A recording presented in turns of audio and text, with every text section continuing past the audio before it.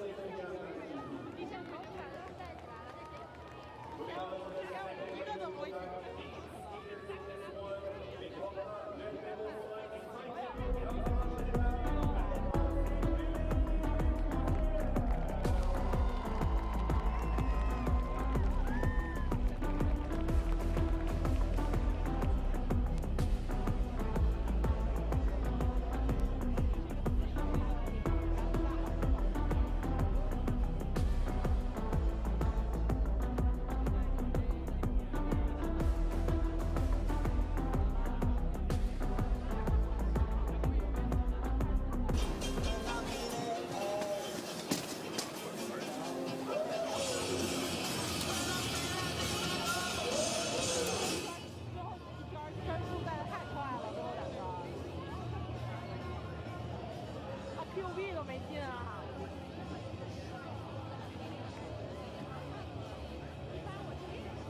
他如果换这场的话，能进 QB。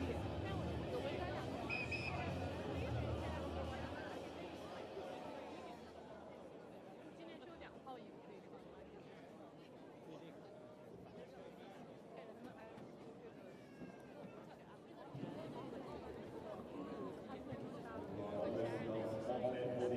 Quiet at the start.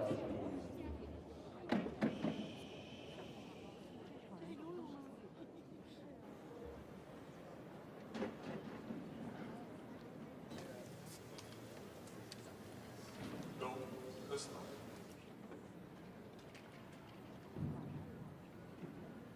Red.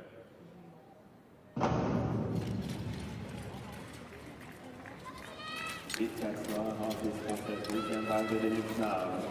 Wearing number 132, our current leader from the Dutch Lions, Sven Groep.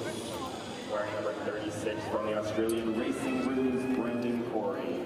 Number 37 from the Latvian Golden Stars, Brennan Spearsons. G9 from the Japanese Ninjas, Iwasa Dan. Wearing number 4 from the Korean White Tigers, Kim Gun-woo. Wearing number 40 from the Italian Gladiators, Thomas Naladini. And wearing number 23 from the Dutch Lions, Itzhak Lala. Le Canadien Félix Roussel, présentement en 3e position de cette course. Il a gagné une médaille sur chaque distance. La saison dernière en Coupe du Monde. Le jeune de Sherbrooke. He is picking up now with some of the body outside. That is green skater Kim Gun-woo. Well executed move to take the lead of this race. The front in that solid gold helmet, the colored helmet. I don't think it is solid gold, but Sven Roos. That's one of the newer faces on this Dutch team. A surprise near the front now. Here comes Corey. Here comes Félix Roussel. We got Kim Gun-woo leading this race. He was world ranked number 2 in the 1500 last season.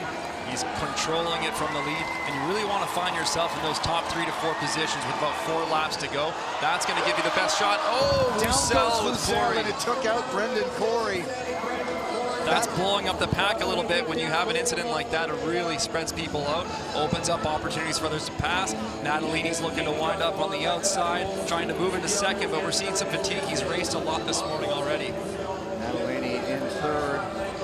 Rainis Berzins has some World Cup medals for that Latvian gold session. Loses his balance a little bit, and that opens the door a bit for Natalini at the bell. It looks like it's going to be Kim Gun-woo. Natalini into second. It's going to be a drag race to the line, but Berzins loses his footing, and Natalini in second. But 2 yellow dots right there in your left corner that will merit another look. You can see Berzins shaking his head in that last lap, really struggling on his left foot coming off the apex. So as the athletes are turning as heavy as they can to the apex of the turn, they're trying to build speed out. He's putting his foot down, not getting much support from his blade, not working the way he wants it to. That allowed Natalini to move that on the outside and get to that second place position. And as you mentioned, Gavin, we've got a couple yellow dots here for reviews. Of course, going to be looking on that pass, Félix Roussel on Brendan Corey. Let's see if we get a review here. Kim Gun-woo. And so looking like it is a possible late pass, the Félix Roussel and Brendan Corey move. And the second dot, it looks like it is between one of the Dutch skaters running through the numbers, Sven Roos and Iwasa Dan of the Japanese Ninjas. And there was a moment there after that initial collision where Roos completely lost his speed and fell off the back. There's the incident there. So what we saw, Félix Roussel was on the outside. He was carrying a lot of speed. He's shifting over to the inside as Brendan Corey goes wider. He sees an opportunity to sneak in, but it's just not enough of a gap, and that's where he catches Brendan Corey's feet. It's a little bit of a late entry pass. We'll see what the official call is on this. You mentioned, if I get my gladiators correctly, he was the one who finished a 500-meter race and then was back out for the mixed relay right after. He didn't even leave the ice surface. He just stayed on and went right back into the mixed relay. Not a bad day's work for him. I don't think he'll have to worry about anything being advanced or penalized, so chance he's looking at the A final, but we'll see. And another new addition to the World Tour is when results are determined and investigations are reviewed and all that to confirm the result. The official goes out into the ice and it announces to everybody the decision. So it's so that everybody knows what's going on. Yeah, another thing we'll keep our eye on here, is there any advancements from this incident as well, because that will consume the time advanced position. So then we'll strictly be looking at the first and second skaters going through. Again, we'll wait the call. Those 2 skaters were battling for second position, so that is an advancement spot. And there's the incident right there. Iwasa Dan on the Dutch skater, on Roos. That was the other one, and there is a look inside the video room. Officials looking through every angle they've got. And it looks like the results are finalized, and we'll just hear shortly on what the decision is. Coaches are waiting anxiously to see the fates of their athletes. After a review, we give a penalty for number 5 from Canada and an advancement for number 36 from Australia. There you have it. That's the one that gets the decision.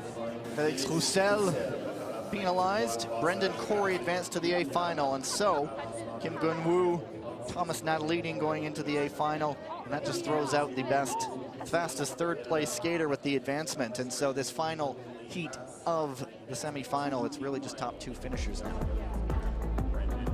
That disqualification or penalty on Roussel. Illegal late pass, as we talked about. We see how late he's jumping in here. There was a little bit of a door opening, but just not enough. It's too late to make that maneuver. Luckily, it looks like the skaters didn't get caught up with their blades. They're both okay. Always a worry. Those giant blades on their feet in close quarters. There's heat number 3, Jung-Sun Woo.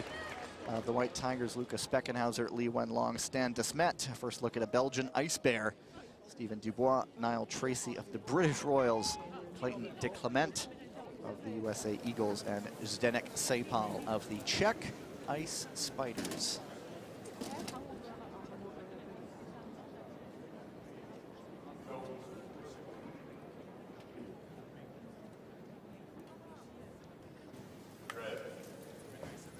A couple of these skaters, de Clement and Sejpal, came through the repechage this morning. That's 2 extra 1,500-meter races just to get to this point. So we see the pace off to a slower start here. The athletes know now there's been an advancement.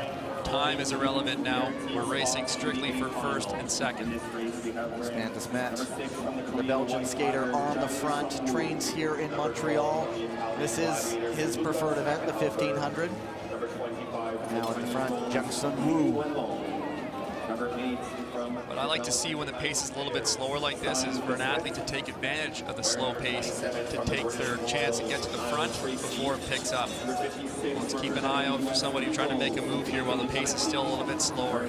Such a big group. Is there anyone who's going to pull a surprise?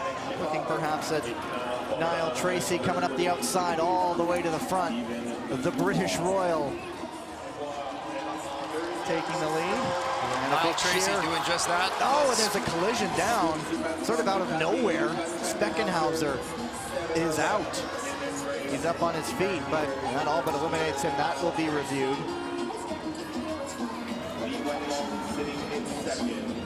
Stephen Dubois of the Ice Maple sitting in third. He's got dangerous top speed. I would say this race is playing into his hands nicely because he has that speed to use at the end of the race and can make some exciting maneuvers. It is still Tracy on the front.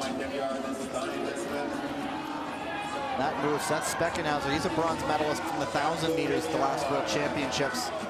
Out of the running in this one. But they have, you see the green dot now in the corner. That means they have taken a look and they've already cleared it. So we won't hear about that after the race. There's 3 going into that corner. Stephen Dubois looking on the outside. Niall Tracy's been doing a great job here of slowly progressing the pace, but he's doing a lot of work in the lead. He's got to make sure he has the legs to the end. He's on a good speed track here, wide on the exit. Watching Stephen Dubois try to go by. Jung-Sun Woo on the outside, 1 to go here. Tracy holding off the field for now, but Jung-Sun Woo takes the lead. Dubois trying to jump up into the second. Tracy just can't hang on. It's Jung-Sun Woo and Stephen Dubois, 1 and 2 off to the final. Beautiful outside pass by Stephen Dubois, choosing to go the outside route. That's often the safer route to avoid any infractions or any penalty risks. It's a lot cleaner. You do have to be cognizant of the skater inside of you, not making sure you don't knock him at all, get yourself in trouble. Hey, that was a great race to watch. Yeoman's work by Niall Tracy there, holding off the field, and some talented skaters behind him for so long, just unable to get it to the finish. There is a lot of pedigree in that race.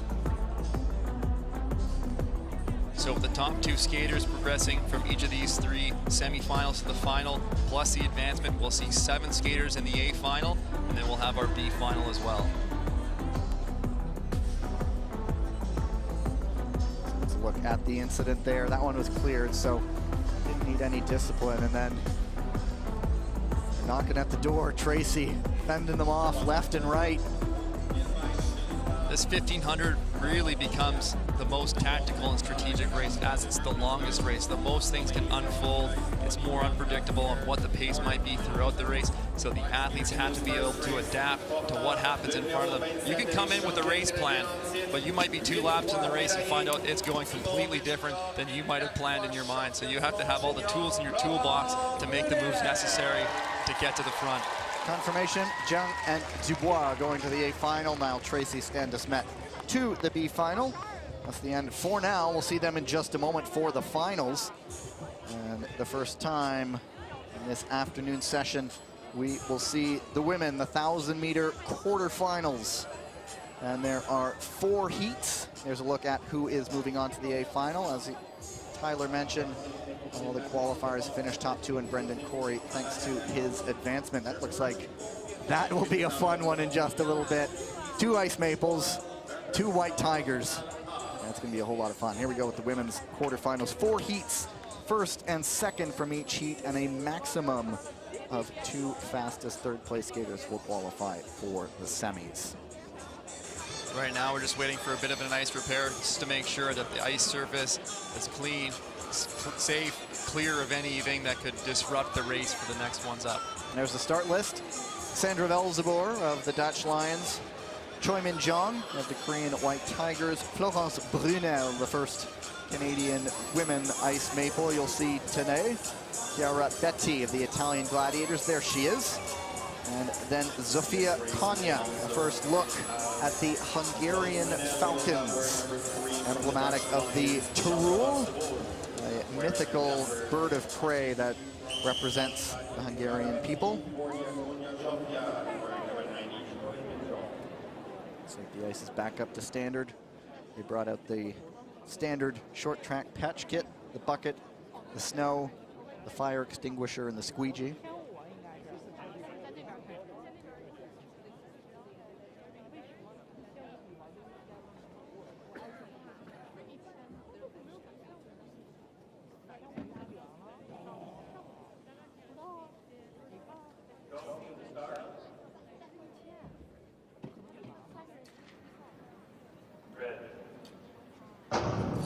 Sandra Velzeboer on that inner lane. We'll see if she jumps out to an early lead using that 500-meter flat top speed power that she has.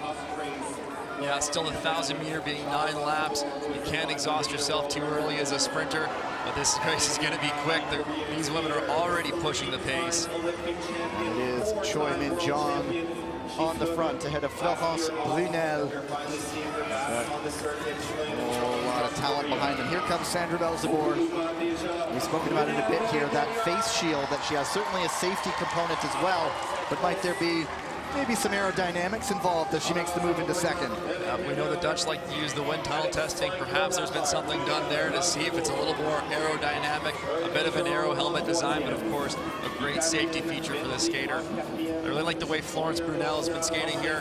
Velzeboer was looking to go outside. Florence Brunel reacted right away to get back into the front. She knows where she needs to be in this race. Top 2 skaters going through, plus the next 2 fastest thirds, unless we have any advancements. Konya making a move on to 4th. She makes it stick on Betti.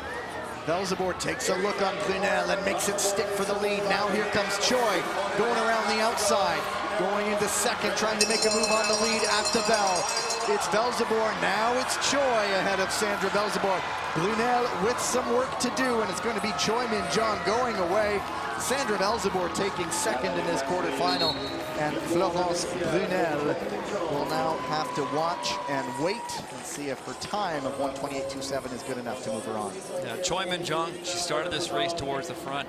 Sandra Velzeboer, Florence Brunel moving up to first and second. Choi moving back. She didn't react too quickly. She stayed patient, which is what I like to see. She was conserving her energy. She knew she was gonna have to make a big move on the end. She saved that energy. She was able to go the long way on the outside, which takes a lot of speed. You got to have some fresher legs to do so. Great skate from her. Choi Min Jong, she's going to be one to watch in this final as we move to the semis. That supremely strong Korean White Tigers side. Another clean race. For those of you who haven't been joining us over the weekend, we've seen a lot of clean racing. Very few incidents, comparatively, considering the amount of danger and risk that's in this sport. It looks like that one, everybody got through okay. Often when we talk about this 1,000-meter, it's kind of where our 1500 meter more endurance skaters clash with the 500 meter skaters. So you may see some of the skaters who are more endurance oriented wanting to push the speed, trying to fatigue the skaters that are more sprint oriented, whereas the sprint oriented skaters may want to see that pace be a little bit slower so they can use their top end speed at the finish to get through. And there is the big Q's next to Choi and Velsbor's name, Florence Bluna, the clock, meaning she is sitting, watching, and waiting. Heat number 2 as Kamila Stormowska. First look this afternoon of the Polish Hussars. And it had also Nakashima Mide, Michelle Velzebor, Kristen Santos Griswold, the world champion, and Gloria Ioriatti. Stand up, skaters. Blades are behind the line. Go to the start.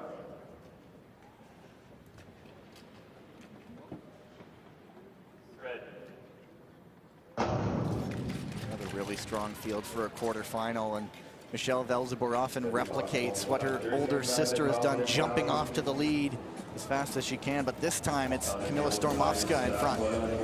Well, with Kristen Santos Griswold, the United States Eagles in this race, these girls know they're up against a tough competitor who can really attack from anywhere. Kristen's choosing to be a little bit more patient now as the pace is pushed from the front. Santos Griswold came away from Rotterdam with the rainbow of medals, one of each color from the individual events. This is the one where she won gold. Now she makes a move around Michelle Velzebor. Down goes Nakashima, and it takes everybody out. So we've had this race called with 4 skaters going down, that ruining the contest of the race. We're going to look back to restart this. As I was saying about the clean racing, that happens, but it looked like everybody is up and okay. So when you have an incident like that where you lose the majority of the field, the officials have the ability to call the race back. It was still very early in the race, and they will have a restart. What we're going to see now is the skaters, if we get a look at the mats over here, all getting their blades checked out. We had 4 of them go down. Want to make sure that their equipment is top form. We might even see them swapping blades out if they feel like they've stripped an edge, lost some bend in their blade. They got to make sure that's dialed as they go to restart this race in just a few moments here. The officials will give them some time to identify what might be wrong with their equipment, get it corrected, and of course we have some ice maintenance here. Let's take a look. It started with Nakashima going down, and then she took out Santos Griswold, and the other 2 might have just sort of reacted to the incident around them. Yeah, a little bit of a contact from Stormowska on... Ioriatti got a hit too, a little bit of that incident. Santos Griswold very nearly got around it, but she also got caught up. I think the officials will do a review as well. There is the possibility that they may penalize a skater who created a contact, and then that skater could be removed from the race before they restart. Could have been a procession for Stormowska, but they'll call it back. This is, if you remember the World Championships, if you were with us there, that gold medal final, 3 skaters went into a corner and went into the mats, and it had to be restarted, and that's the second start is where Santos Griswold won her World Championships ahead of Kim Gilly and Ariana Fontana. So now the athletes have to refocus. They have a few laps in their legs. They have to put that out of their mind. They know everyone's gone through the same thing here. They got to get restarted here right away. They got to get dialed in, reconsider what their race strategies are, and do it all over again. Stormowska's speaking to her. I don't think it's going to mean anything. Looks like everybody's coming back to the start line, maybe? I think this is what we were talking about a moment ago. The officials may identify a skater who created. That's going to be it for Kamila Stormowska anyway. I don't think she agrees with it. That was the decision because it was her and Nakashima going in together to set off that chain reaction. But here we go, down to 4.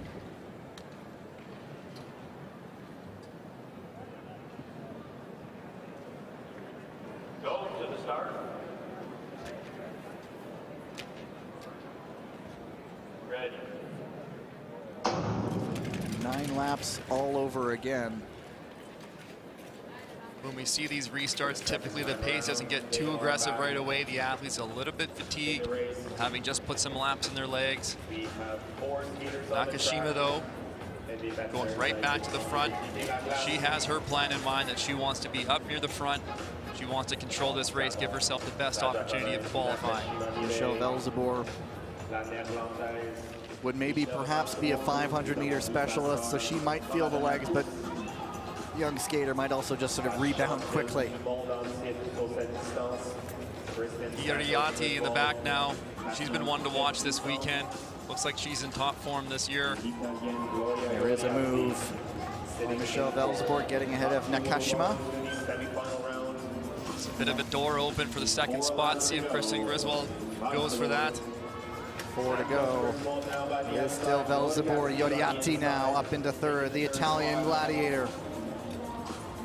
Now it's compressing, the lead is coming down, and Nakashima may be feeling something there because she hit the boards or the mats pretty hard. She's lost contact, down to 3, vying probably for 2 spots, but you never know. Santos Griswold hits the front. Yoriati now into second. Might it be too much for Michelle Velzeboer, spending a lot of time at the front. Santos Griswold looks comfortable winning this one. And Gloria Yoriati of the Italian Gladiators looking like she will make it into the semis as well. Those restarts are certainly the heaviest for the sprint-oriented skaters. They typically build maybe a little bit more lactic. Their legs are going to be feeling a little bit heavier. But Kristen Santos Griswold showing her strength on demand. When she wants to make a move, she can make it happen. Again, taking the safe route, going outside, not risking it up the inside. Look back at the race, and so that third place time for Velzeboer, 132.422.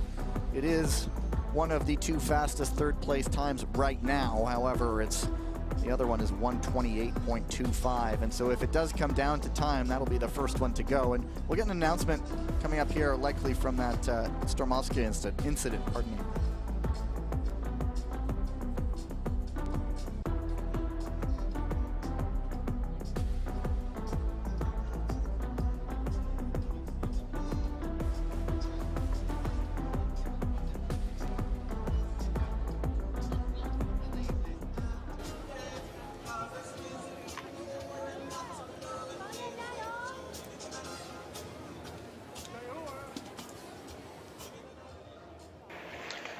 After a review, we give him penalty for number 13 from Poland.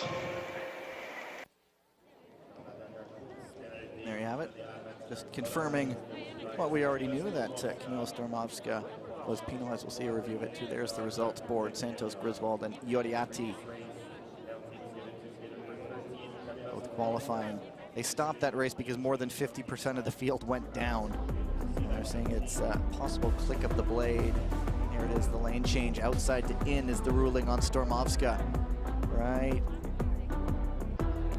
Inside to out, pardon me. There it is. And then the field goes down. So that's always what's possible in this sport. And double delight for the home crowd. The veteran, Danae Blais, and Kim Yao, the youngster of these Canadian Ice Maples. Also here, Elisa Confortola, and that special Crystal Globe helmet, Kim Gilly Wang Ye of the Chinese Lungs here as well.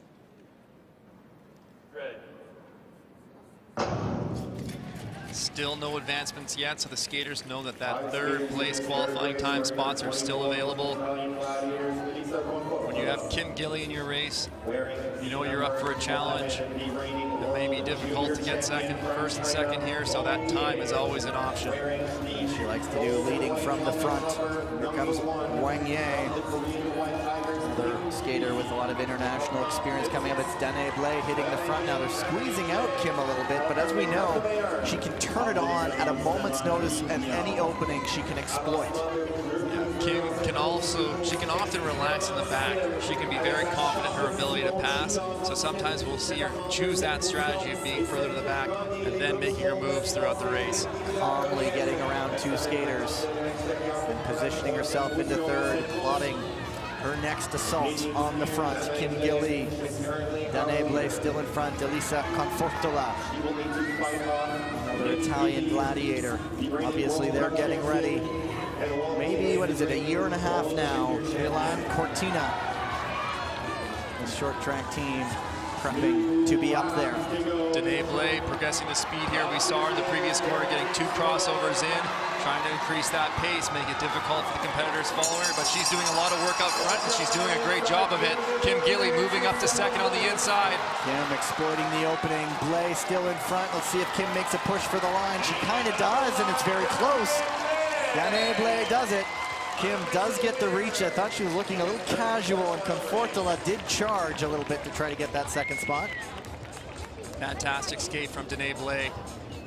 Going to the lead, controlling the race. It's a lot more difficult to be up in the front.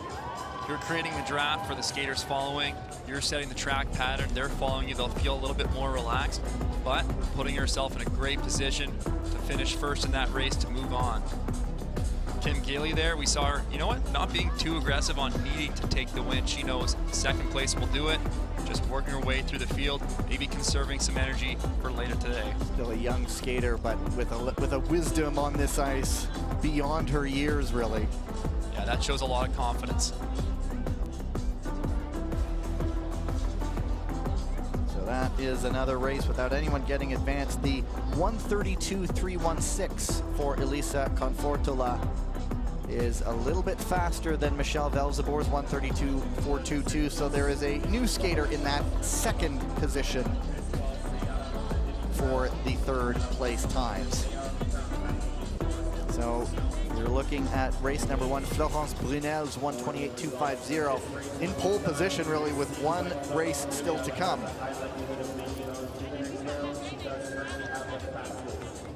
There you are. Danae Blais, Kim Gilly automatic. 6 skaters in this 1,000-meter coming up. That's a lot of skaters on the line in the 1,000-meter. I'm expecting we'll see a little bit of a quicker start as skaters want to position themselves near the lead. You see the start list: Gonli, Hannah Desmet, Corin Stoddard, Zhu A. Lee, Petra Yashapati, and Shim Suk Hee. Go to the start.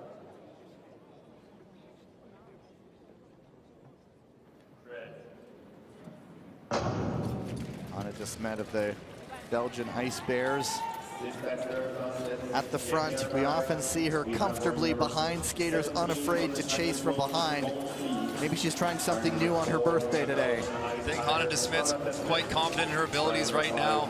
She's been looking great thus far through the World Tour. She doesn't want to get caught near the back, doesn't have to make any too desperate of a move. You want to be near the front. Corin Stoddard of the United States, one of the two-headed juggernaut of the U.S. women's program. They have the two real leaders, Santos Griswold and Stoddard. Still holding them off at the front. A move coming. Shim sort of taking a look there, deciding not to make the move just yet. Yeah, we'll keep an eye on Shim Suk Hee, 2-time world champion in this distance.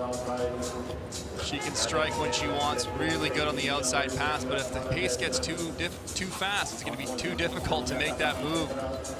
Corey Stoddard in the lead here, controlling from the front. Smith there, just letting you know I'm right behind you. There's a little bit of a stumble there from Stoddard. She's got her speed back up in front, holding off the charging field. She knows here comes Desmet taking the lead as we come to the bell. It's Hannah Desmet in front, Corin Stoddard. Here comes Shim Suk Hee with some work to do. And it is still Desmet going away from this one, and Stoddard going to hang on for second. And it looks like that third place time would be enough. Hannah Desmet gave that race really smart. What sometimes a strategy for a lot of skaters is racing from second. That way you don't have to do all the work in the front, but you're in a good position to move to the lead whenever you need to be there. Comfortable in going to the semis. There is one incident under review there. See the little yellow marker in the corner. Look back on the race. Corin Stoddard leading for most of it, conceding the lead to Desmet, but both the skaters seemed pretty comfortably moving on in that one. We'll always await confirmation of those results.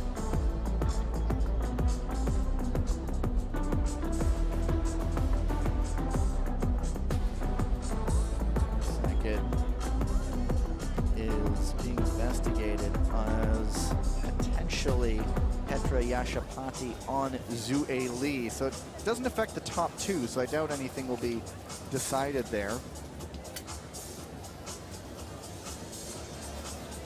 Got Desmet. A new medal would look great on for her birthday, I would imagine.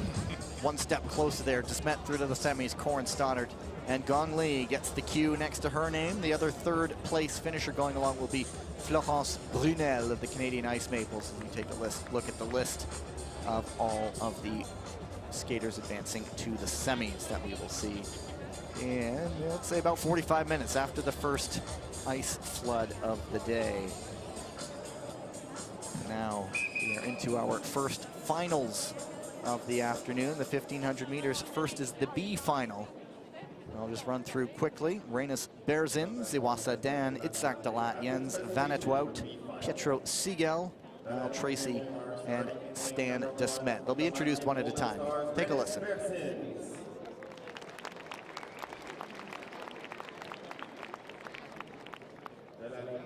Starting with lane number 2 from the Japanese Ninjas, Iwasa Dan. Starting in lane number 3 from the Dutch Lions, Itzhak Dalat.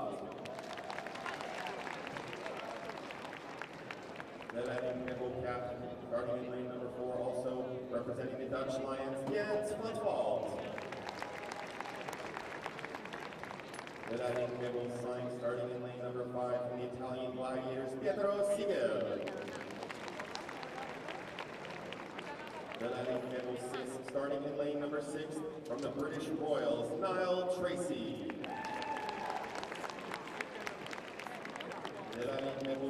Starting in lane number 7, representing the Belgian Ice Bears, Stein Desmet. There you have it. There is a golden star, a ninja, 2 lions, a gladiator, a royal, and an ice bear.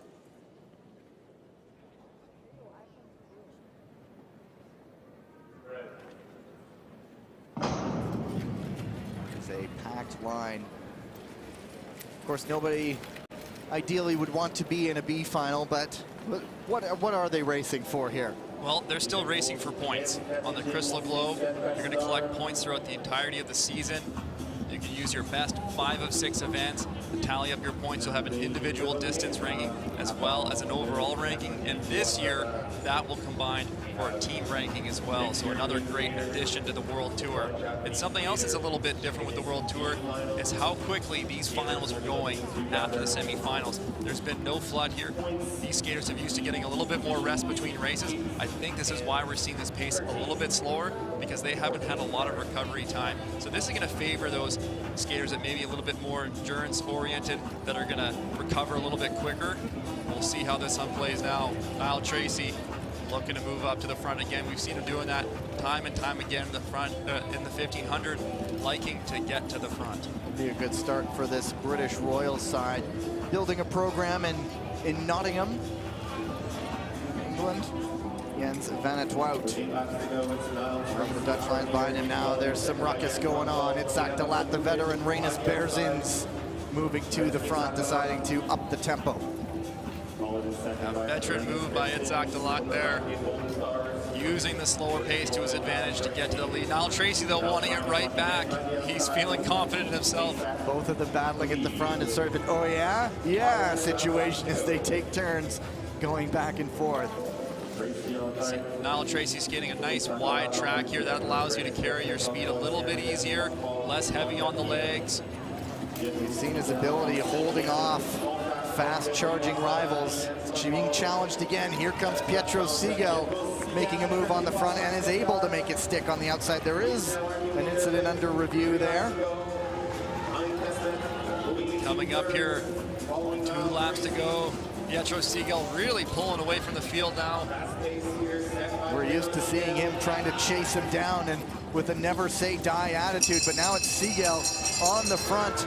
Tracy's the one trying to chase. Standis met with him, but Siegel looking like he will take this 1500-meter B final for the Italian Gladiators. And again, it may just be the B final, but these points are valuable. Each position qualifying you more and more points that you're going to collect over the course of the World Tour. That new team, Crystal Globe, it's fun to celebrate with the people you train with all season long and be rewarded with something at the end of it as a group. Yeah, it's a great addition. The teams now, they also have to depend and rely on each other to make sure that every individual effort goes towards that team overall. Take a look back. Of course, it was a slow start. No worries about time in this one. There's no more advancement in the B final as they get set up for the A final, where the introduction gets a little bit more of a razzle-dazzle. We'll get to that in just a minute as we get through the rest of this B final. We'll take a look at the results. So I think the skaters are really going to be learning from this weekend with some of the changes in the scheduling. How might they better prepare for that quick changeover from the semi-final to the final to make sure that they're recovered as possible, ready to go quickly for the next round. Applause there from the coach of the Royals, Richard Shoebridge. And they've brought out a Crystal Globe to the ice side as all the skaters will take a look past there. The results: Siegel, Tracy, Desmet 1 through 3. So now as all the skaters are introduced, they will get to go past what it's all about at the end of this season.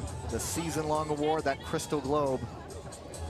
A little reminder for them what they're working for, a little extra motivation for these skaters as they step onto this 1500-meter A final.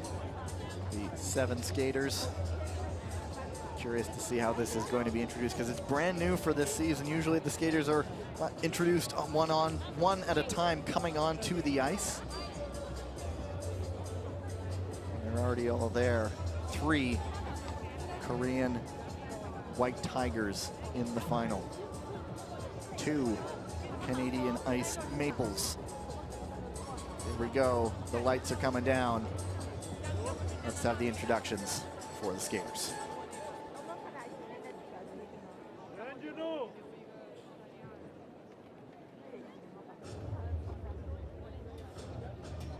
Mesdames et messieurs, la cérémonie, la présentation des athlètes pour la finale à 2500 mètres. Ladies and gentlemen, the athletes' presentation for the A final of the 1500 meters.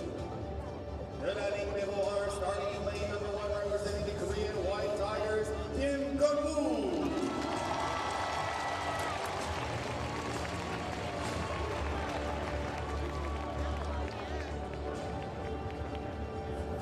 De la ligne numéro 2, starting in lane number 2, representing the Italian Gladiators, Thomas Lavigny.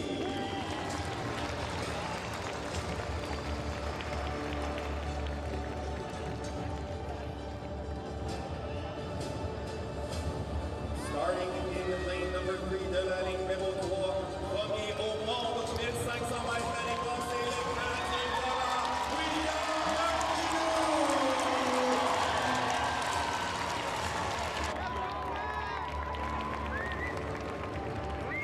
De la ligne numéro 4, starting in lane number 4, first overall in the World Cup ranking last year from the Korean White Tigers, Park Ji-won.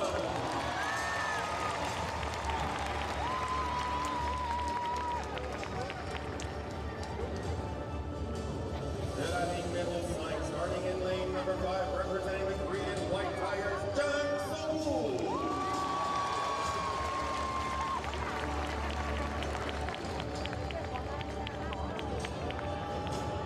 Starting in lane number 6, de la ligne numéro 6, 3 fois champion canadien, triple médaillé olympique, Steven Dubois.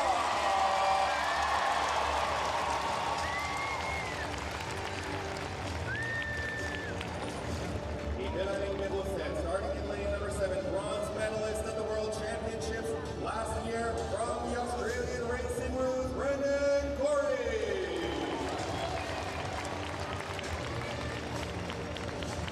Only one man has ever won the Crystal Globe.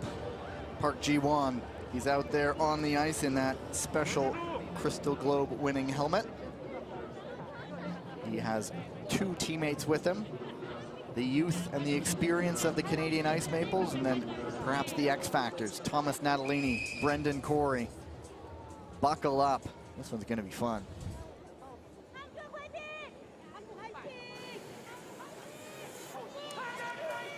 There is the man that everyone wants to beat. Park Ji-won, easy to spot.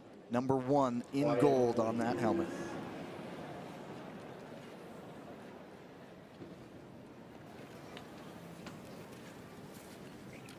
Go.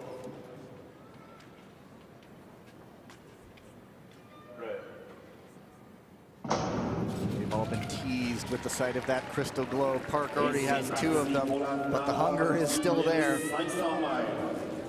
Now the chase is officially on for the first time. The first final of the short track World Tour era.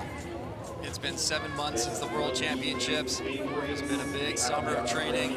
These skaters for the first time this season on the World Tour really testing against each other, shaking it up, seeing where everyone's at, who's going to be the one to beat this year.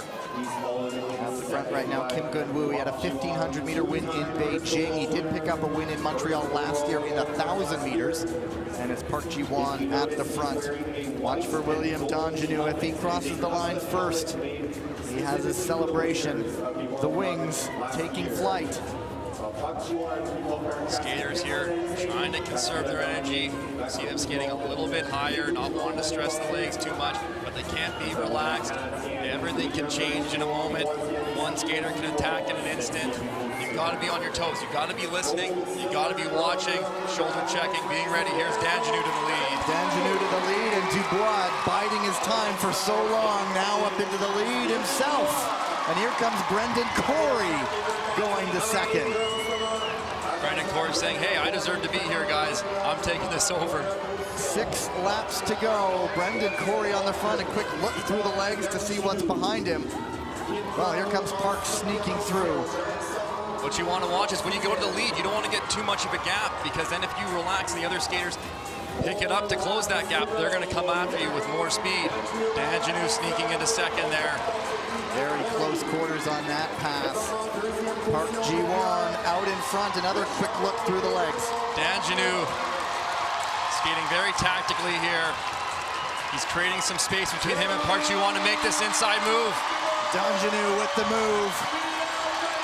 Just behind Park in the Crystal Globe standings last season. You saw him look at the Crystal Globe before he got on the ice here. Donjanu looking to take the first gold of the World Tour. William Donjanu stumbles. Does he hang on? What a finish. Donjanu struggling a little bit on the exit with that left foot, losing some speed. Park Ji-won attacking to the line. You can't give up an inch. That's a photo. And we've been calling some of these photos. I'm not risking it because those 2 blades, we are almost side by side. Love the respect from the athletes here, high-fiving after the race. They knew that was a battle. They knew that was a good show. That's what we came to watch. Absolutely. Feel the rush indeed.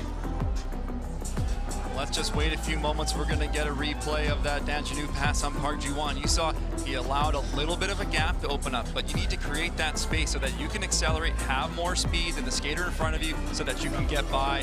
Donjanu did just that, but after he made that pass, he was losing a little bit of his edge on that left foot coming on the exit. Maybe the ice is getting some wear. There hasn't been a flood in a while. Maybe use of a cleaner track. That playing into this race. Had he not stumbled, it looked like it was his race. So here we see a little bit of gap between Donjanu and Park. That allows Donjanu to build up a little bit more speed, setting up on the outside, gonna cut it in here. That makes for a perfect clean pass, just what he's looking for. But let's watch this exit. A little bit of a slip by Donjanu, holding on. What a stretch. I think he gets it. Might have just. I think he gets it. He's holding off as best he can. And look at that, 1, 2, and 3 from the Crystal Globe standings last year. Right back there it is. It's Donjanu. It's gold. And now he'll celebrate in front of the home fans. Love the celebration with the team. That's a lot of hours, a lot of hard work coming through. Park, I think he knew he was something special there to kick off the World Tour. Dubois joining the celebrations. That's the first gold medal of the event, and we still have a long way to go, and we're already saying, wow. And there's no waiting, they'll get their medals, but if this is any indication, there's going to be punch and counter punch all season long, and Park Ji-won will certainly be back. Yeah, this is going to make for a great year. Park Ji-won, Dan Janu going toe-to-toe in these 1,500 meters, and we're going to see more of Dan Janu in the 1,000 meter and the 500 meter, which he typically hasn't been doing. And here's the official results, Gavin. That is 9 thousandths of a second, if I'm not mistaken. Woo! And Stephen Dubois right there. There we go. Go throw down for the medal ceremonies. Take a breather here.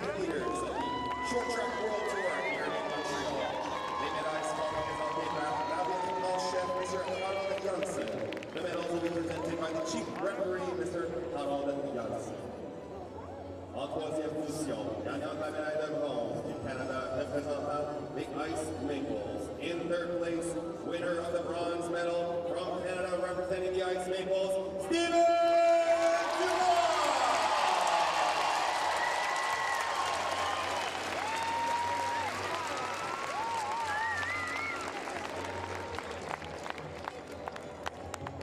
Stephen Dubois.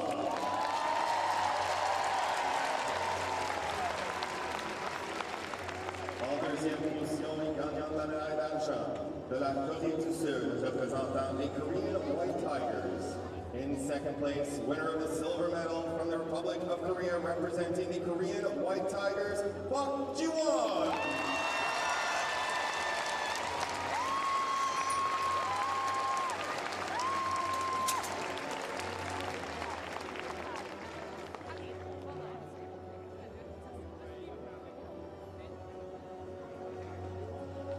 Park Ji-won.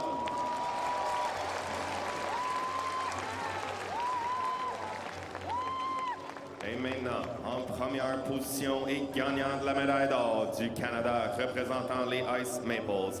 In first place, winner of the gold medal from Canada, representing the Ice Maples, William Daojiru.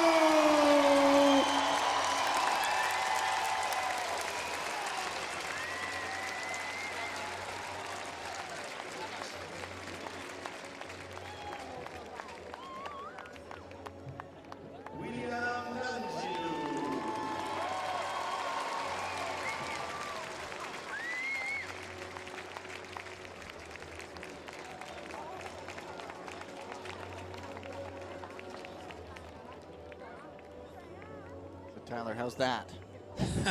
For the first gold medal of the World Tour. I'm just thinking, man, how are we going to top this? But I think it's going to continue today. Not only today, all season. If we're talking all the Crystal Globes, those 3 men are going to be in the contention for it.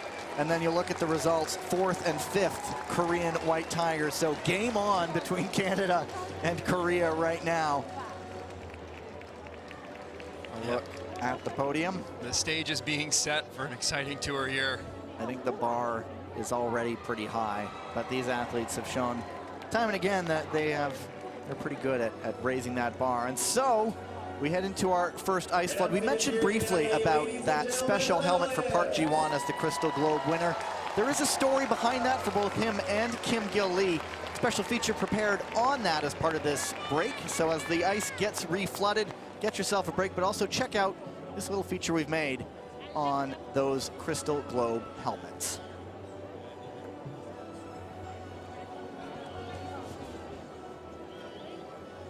Alors, mesdames et messieurs, après cette belle finale, nous avons avec nous nul autre que les Pingouins de Mirabel et Saint-Jérôme.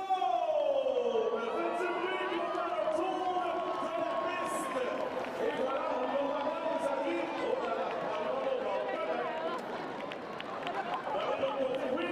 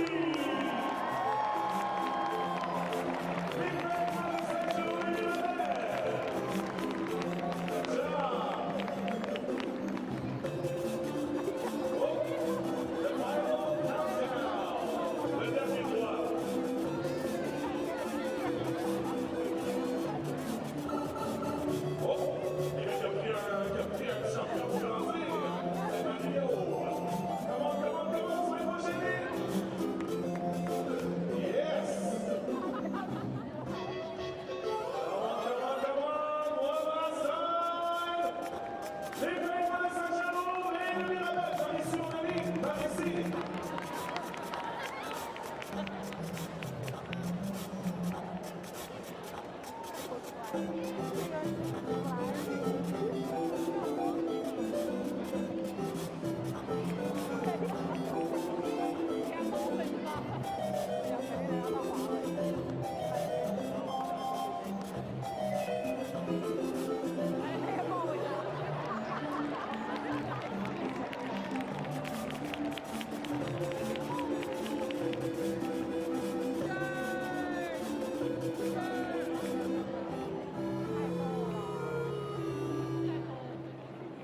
Merci, mesdames et messieurs.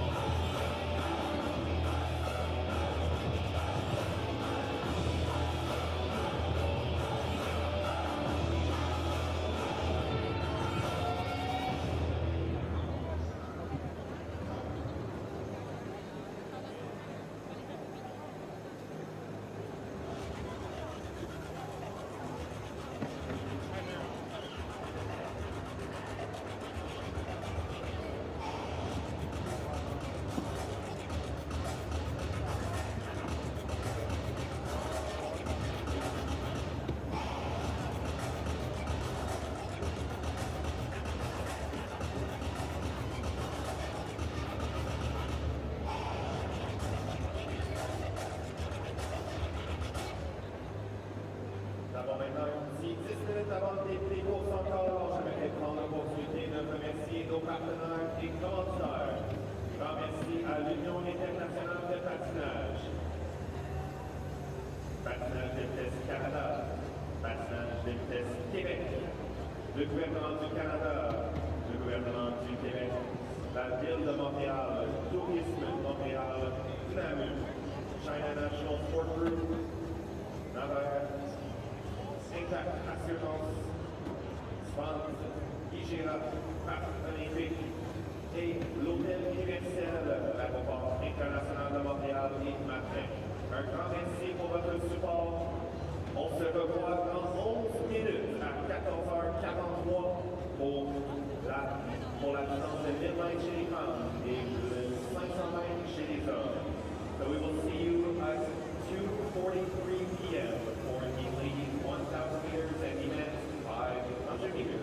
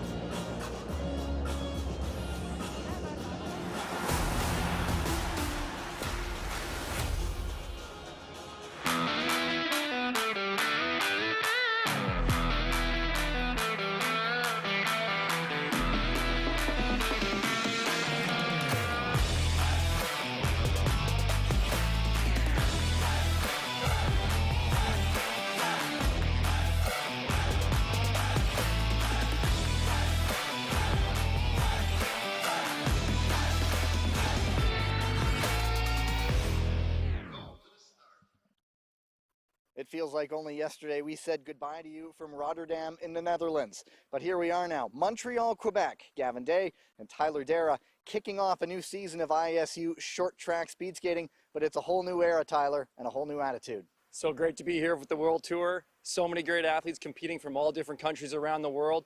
You know, we're going to start this weekend off to see who's out here, you know, firing on all cylinders, who's going to take an early lead in the Crystal Globe Championships. Can't wait to watch more of these races. Lots to unpack over the course of this weekend. But first, before the action got underway this weekend, the athletes were here getting ready for the brand new World Tour. 3, 2, 1. Action. Welcome to the Short Track World Tour. 6 events around the world. Montreal, Beijing, Seoul. Tilburg, Milan. The best skaters on the planet, battling for the Crystal Globe. It all begins here in Montreal.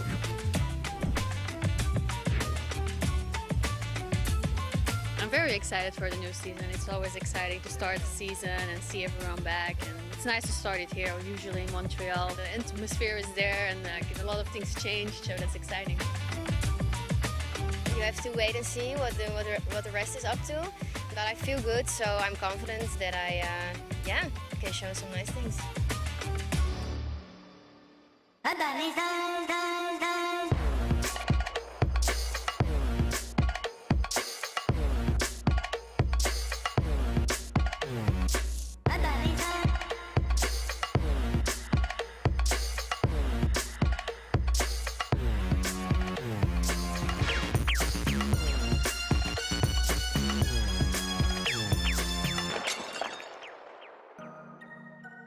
Delighted to be here. First stop on the Short Track World Tour, which is our fast, dynamic, action-packed series that we're presenting for the first time here in Montreal. We wanted something to commemorate the achievements of the Crystal Globe winners. So we've created these limited edition, one-off each year, helmets by ISAC, and they wear them throughout the season. First of all, we start brainstorming, and then after like a lot of team sessions, we come up with a design, and then I just start making them. So they'll just look awesome, and they earned those helmets for sure. First stop in the World Tour, first time in their new team identities. So yeah, the skaters themselves, there's a lot of excitement out there. We look forward to some amazing racing this weekend. 먼저 제가 가지고 있는 트로피 중에 가장 큰 트로피이고요. 그리고 크리스탈 글로브가 생긴 지 얼마 안 돼서 제가 따게 되어 정말 영광스러운 트로피인 것 같습니다. 이 헬멧을 쓰고 어디에 있든 제가 제일 잘 보일 것 같아서 좋을 것 같습니다. 우선 첫 번째 크리스탈 글로브가 생겼을 때 첫 번째 초대 수상자였고, 두 번째 크리스탈 글로브가 생겼을 때 하나 더 수상을 할 수 있었기 때문에 지금은 이제 쇼트트랙의 역사가 되었다고 생각을 해서 굉장히 기분이 좋습니다. 처음 이제 헬멧이 생기고 나서 첫 번째 월드 투어에서 이렇게 새로운 헬멧을 쓰게 돼서 이보다 더 큰 의미가 있을까 싶어요. 크리스탈 글로브가 생긴 뒤로 남자에서 크리스탈 글로브를 수상한 사람은 저밖에 없습니다. 그러면 더 설명이 필요할까 싶고, 저는 지금도 최고이고 앞으로도 계속 최고일 것입니다. Now the defending champions, Kim Gilly on the women's side and Park Ji-won on the men's side, both from the Korea Republic, and they're both back and they're both primed to repeat again, aren't they? Yeah, Park Ji-won is a two-time champion. He's looking to defend for a third time, which would be incredible. The Crystal Globe really highlights who's the most consistent performer on the tour over the course of the year. Now, when you compare that to a World Championships, it's a one-off event. You know, different things can happen in a one-time race. Maybe you get lucky, things don't go your way, you have challenges you face. So that's where that Crystal Globe really highlights consistency and who's the strongest over the course of the whole tour. So that consistency, as you mentioned, very important. Kim and Park both wanting to defend. They're not going to give it up very easily, but who else should we be watching for this season? So on the women's side of the Crystal Globe, we're going to be watching for Kristen Santos-Griswold. She performed phenomenally at the 2024 World Championships. We also have to keep a close eye on Xandra Velzebor as well as Hannah DeSmit. They're all going to be gunning for that Crystal Globe title. Now on the men's side, Park Ji-won defending twice his title. So now he's looking for a third. On the men's side, we're going to have to pay close attention to William Danjanu. He's been phenomenal coming off last season. He was a real up-and-comer, a bit of a surprise. He's flying out there right now. Also pay close attention to Stephen Dubois this weekend. Home arena in Montreal. He's going to be familiar with the ice. He's going to be hungry out there. And of course, you know, all of the men's team in China, like they've been skating phenomenally recently. Coming off of Rotterdam, Sun Long, 1500-meter world champion, Lin Zhaojun, 500-meter world champion, and you can't neglect the Liu brothers. So watch out for all those skaters this weekend. Lots to pay attention to, a long season ahead of us, and we'll be happy to guide you along the way.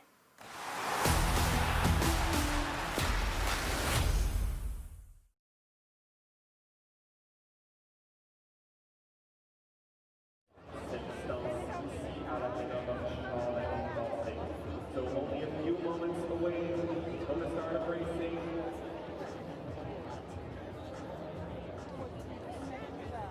The ladies are now stepping on the ice. It is a 2+1 advancement to the A final, meaning that you must win or come up second in order to move on to the A final. Au soit gagner, vous venez dans la compétition pour assurer le temps de la finale. The ladies are on the ice. Let's encourage Florent Brunel and Danae Blais.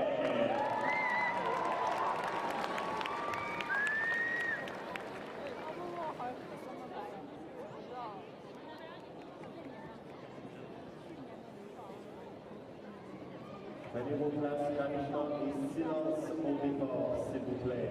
Please take your seats quickly. Silence at the start. Go to the start.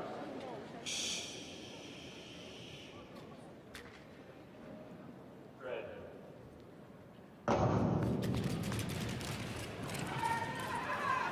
Et c'est parti, la première de deux courses de demi-finale.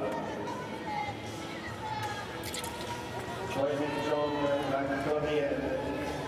3 fois championne olympique, 4 fois championne du monde. Elle mène cette course, elle est suivie en deuxième de Danae Blais et Florence Brunel. Dépassement extérieur de Danae Blais. She is our new leader with 6 laps to go. Florence Brunel en troisième position. She is sitting behind the 3-time Olympic champion, 4-time world champion. South Korean skater trying to talk a little bit of contact between Shauna Rosenor and Florence Brunel. Brunel will try to take it back if possible. It's now fighting with the Italian skater Goya Godiati for the fourth spot. Walks the line wire, Lynn Jong on the inside, taking back her lead in front of Danae Blais. Blais, who won the silver medal in this distance last year here at home. She will try to get one of those top 2 spots. Shauna Rosenor on the inside, coming into the last drop now. Good to go, Shauna Rosenor, Florence Brunel, shooting Danae Blais. Gloria Doriati maintenant de l'extérieur. Yoriati gets up into third, and it may be a review involving the 2 ice maples. How's that for a welcome back to things? Heated battle between the Canadian Ice Maples there. Choi Min-jong taking control of that race from the front.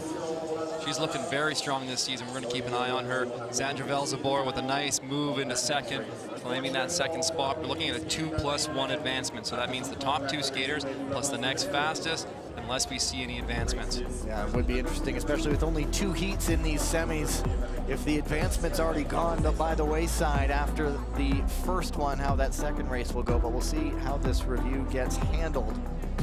And if skaters aren't in a qualifying position to the A final, they may get advanced. Well, this is the semis here, so potentially, yeah, we'll play an eye on the officials' call. Leave it up to them to be sure. That's why we're up here and not down there. There was Blais involved with Choi for so long. And Sandra Velzabor made the move. Very clean, well-executed pass. There's a bit of a gap opening up between Danae Blais and Choi Min-jong there. This is the incident here. Bump and down they go. They were in third and fourth at that moment. Yeah, a bit of a late entry by Florence Brunel on Danae Blais. There's Niels Kerschel giving the nod to Sandra Velzabor. Job well done.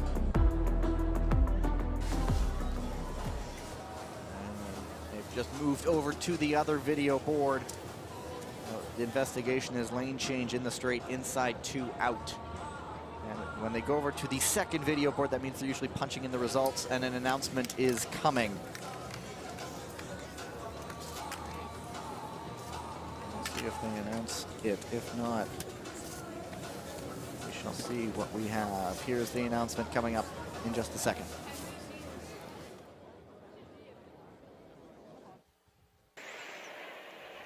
After a review, we got a penalty for number...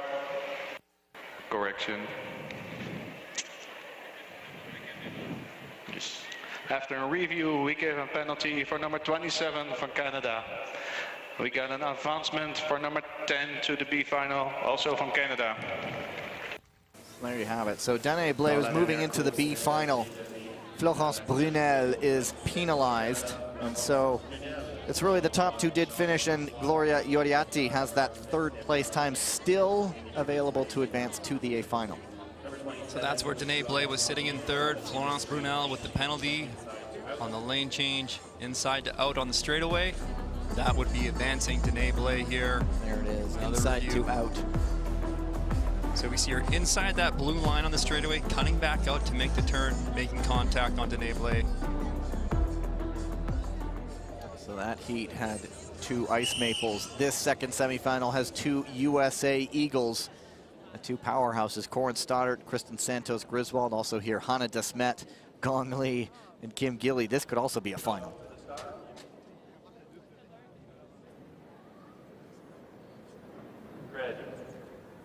In fact, often we've seen these, at least a number of these together in World Championship finals. A lot of decorated skaters in this race. That time advancement still available. We'll see if they push the speed at all. Looking a little bit relaxed right now. Corey Stoddart trying to position herself near the front. Kristen Santos Griswold moving up. And if you look at it, 1, 2, 3, and 4 in the world rankings are in this race. Gong Li may be the odd skater out, number 17, but she's not afraid of them, I have no doubt, in this 1,000 meters. 1,000 meter, 9 laps. You have about 3 to 4 laps to really try to situate yourself before the speed starts to pick up. Skaters doing that right now. We'll be coming up on 4 laps to go after this. Kim Gilly moving on the outside, so strong with the outside pass. You've got to be near the front with such a strong field like this. And it could be these 2 battling all year for the Crystal Globe. Santos Griswold holding off the charge from Kim with 3 laps to go. I think Kim knows she wants to tuck in behind Kristen. Kristen being such a strong skater, being able to pull this race at a quick pace, making it very difficult to pass. Anna DeSmith's going to be looking to try to set something up here. Going up the inside. Nice move, and makes it stick. It's Santos Griswold. Now Corin Stoddart trying to join her up the inside. It's USA Eagles 1 and 3. Hannah DeSmet position number 2 right now, and it looks like that will be the finish. Kim Gilly in 4th. We're going to have to keep an eye on these times. 3rd place time looking really close to being the advancement as well. Nope. Kristen Santos strong from the front. Interesting to see Kim Gilly, though. Not typically the race that we're used to seeing from her. She's normally be able to make those moves later in the race, stay relaxed. You know, maybe this is what we've talked about a little bit. It's the first stop of the World Tour. Athletes know it's a long year. They've got their eyes set on a long season, maybe not coming in as peaked or rested as they may for other competitions later this year. We will actually see the women's 1,000 meter finals coming up pretty quickly. We'll see these results confirmed. I don't think anything was reviewed, but Kim did try to take a look at Kristen Santos Griswold at one point in the race, was held off, and then in the end, Corin Stoddart and Hannah DeSmet jumped ahead of her. And Corin Stoddart, 3rd place time, 1:30.093, is the faster of the 2 3rd place times without any advancement, so she will move into the A final. So 2 USA Eagles going for the medals alongside Hannah DeSmet, as we've mentioned, on her birthday. And Kim and Gong going to the B final. Now, for some real horsepower coming up, 500-meter time. 500-meter, 4.5 laps. This is a true sprint. This is where speed is key. Stephen Dubois earning that first position on the start line. If we're wondering how that happens from the previous rounds, the winners will be favored in positions 1 and 2 and then determined based on who had the fastest first place finishing time from the previous round. And those inside lanes are critical to get into the front of that race early and be able to take the lead of a 500. If you'd watched earlier races, Tyler pointed out, in 500-meter races, they would all be pushing hard for the line, even when they knew they'd qualified, because they needed that time. There you go. Stephen Dubois, Brandon Kim, Abzal Ashgaliev, Rainis Berzins, and Miata Shogo.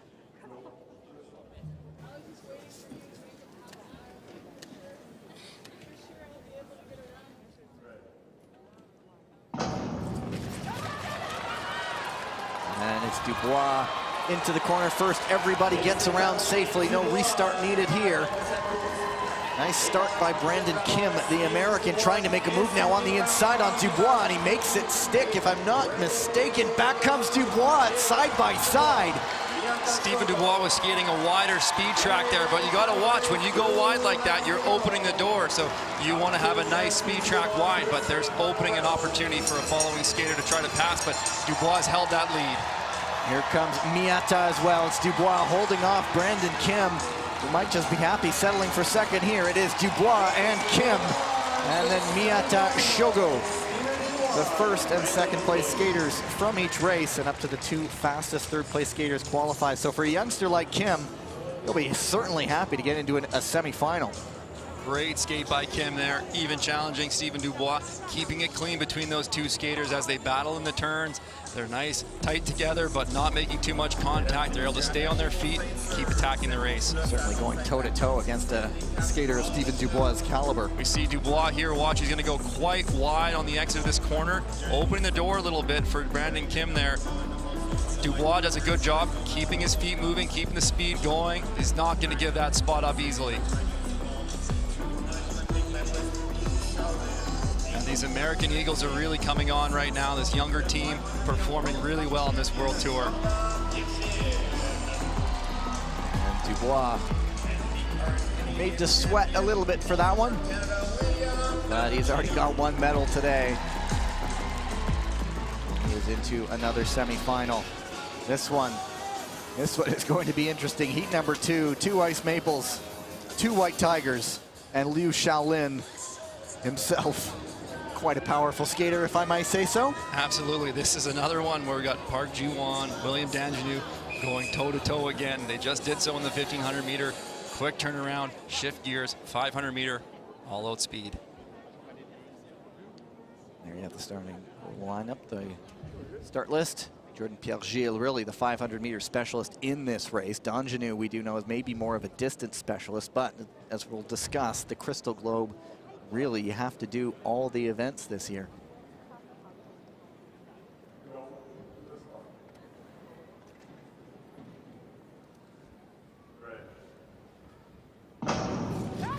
What we've seen in these earlier rounds, there's a stumble off the line. They're going to keep going. There was no collision, so they're going to keep this one going. It won't be whistled back. Yeah, that was just Zhang Sung-woo towing in the start, no contact. The refs will not call that back. We got Jordan Pierre-Gilles, who's just been so consistent over the years in the 500 meter, finding himself out front with William Danjanu making the move on the inside with his great speed. In the previous rounds in the qualifiers, Danjanu did not seem at all out of place in the 500 meters, despite his 500 meter prowess. He's leading, Jordan Pierre-Gilles in second, Park Ji-won in third, and it's going to be Danjanu pulling another one over Park Ji-won. Park, not sure what that gesture was. Maybe he had an issue with something there during the race. Well, Jordan Pierre-Gilles, using his experience there, he knows he's under pressure from Park Ji-won as he's going into this second last corner of the 500 meter. He really sets the track up wide. That pushes Park Ji-won a little bit wider. So Park Ji-won's giving a little bit of a gesture that, hey, I think I got pushed a little bit out wide from Jordan Pierre-Gilles, but there was no contact there. We'll see the officials doing a review. They are taking a look down there. There was no yellow dot that popped up on the screen, but I do see the officials just grabbing a look. So we see Jang Sung-woo there with the toe in. William Danjanu setting up a nice clean pass on Jordan Pierre-Gilles. And then we'll look here to see if we get another look on that second last corner. We don't have it here.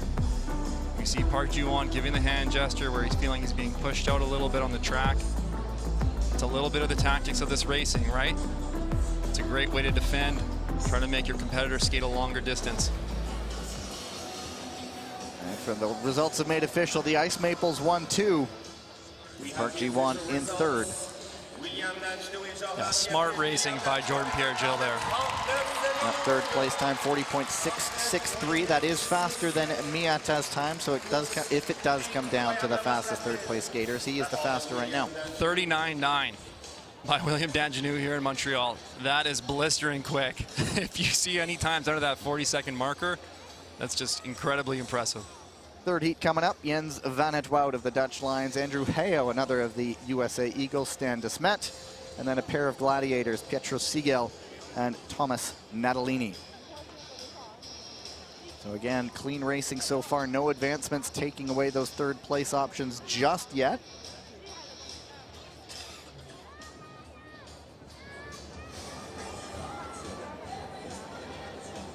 Here's a look at Siegel. A family of speed skaters. We've seen his sister Ariana out there on the international circuit. Van het Wout, this new breed of Dutch skater, Heo, of the USA Eagles, really making some strong strides coming into the season.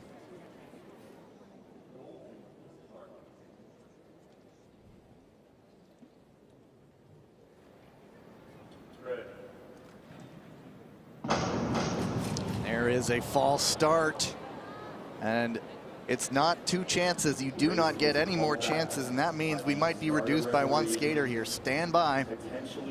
It's a bit of a more recent rule change. In the past, there was allowed one false start. Actually, if we go back even further than that, each skater could get up to one false start, but it would really slow down the event. They eventually changed that to one false start for the field, and now we've gone, just like track and field, no false start rule here.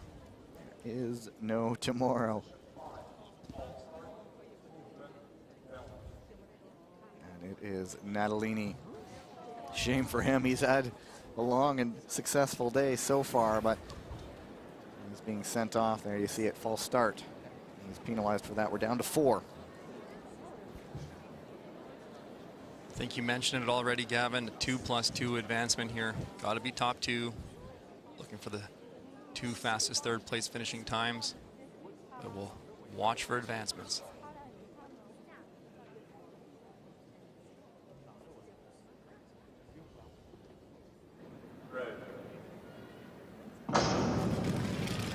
This time they are cleanly away, and then hold your breath around that corner. Everybody through safely. Jens van het Wout leading the way, Andrew Heo of the United States, but watch out for Stan de Smet and Pietro Siegel. Those two do not ever give up. Jens van het Wout, so strong off the corner of his left foot. He gets that foot down and powers off on that exit right away. He's opening up a gap on Andrew Heo. Heo now coming under pressure. Here comes Siegel.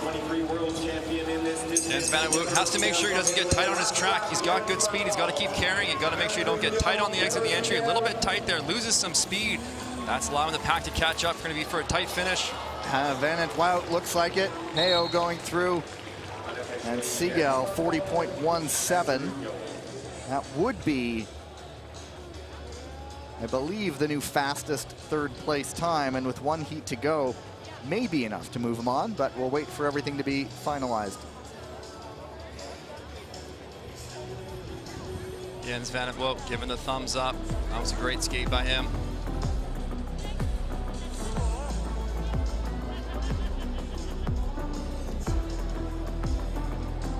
Van het Wout. You can see that nice speed track by Jens van het Wout. He's not under pressure. Just watching the last lap, getting a little bit tight on the corner exit there. That allowed Andrew Heo to catch up to him a little bit, challenge him for the line. Pietro Siegel trying to jump in there as well. I think here it is, a little bit tight on that exit right here. Here's the finish. Close in the end, but front 2 look to be secure. I don't see any reviews being done either. 39.99, another time under that 40-second marker. showing these skaters are in top form right now. Photo. It's a matter of hundredths of a second right there. I'm dating myself a bit, but I remember when the world record was back in the 41s, and now everybody's doing that. Was it you? No, certainly wasn't me. I think it was Jean-Francois Manette had it for a little while. Of course, it's changed hands several times now. One more heat to go, and some very high-ranked skaters. There you have it, Denis Nikisha, World Championship medalist. Both, there's Liu Xiaowang and Lin Xiaojun, Michał Nowinski of the Polish Hussars, and Niall Tracy of the British Royals.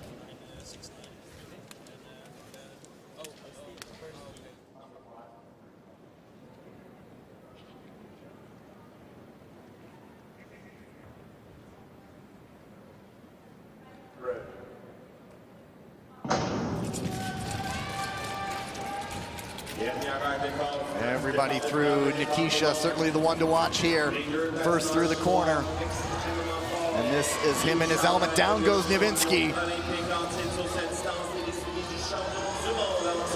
Nikisha, always a threat in the 500. He just has such a powerful start to get to the lead. Two Chinese lungs right behind him. Now he's being flanked into second. Liu Xiaowang at the bell. Niall Tracy enters the conversation. Down he goes. He takes Lin out with him. And it is Liu Xiaowang and Denis Nikisha, 1 and 2.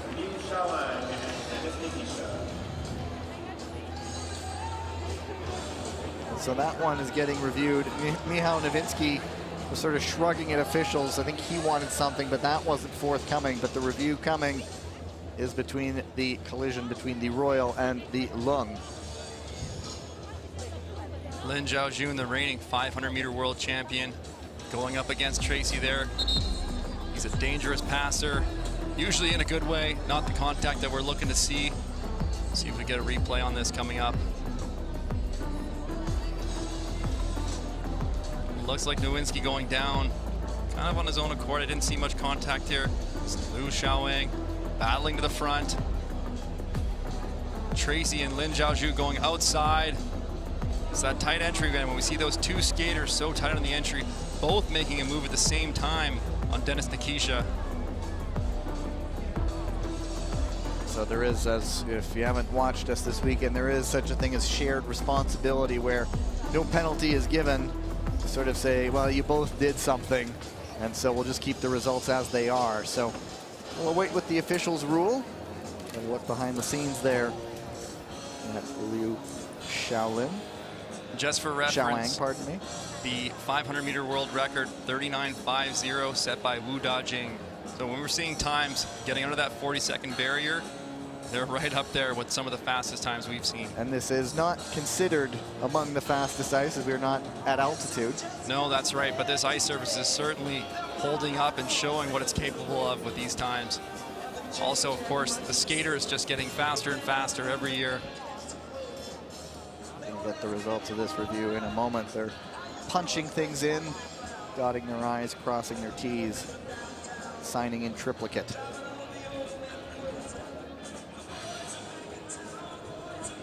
We do have something up on our board, but we await them just to make the official word themselves.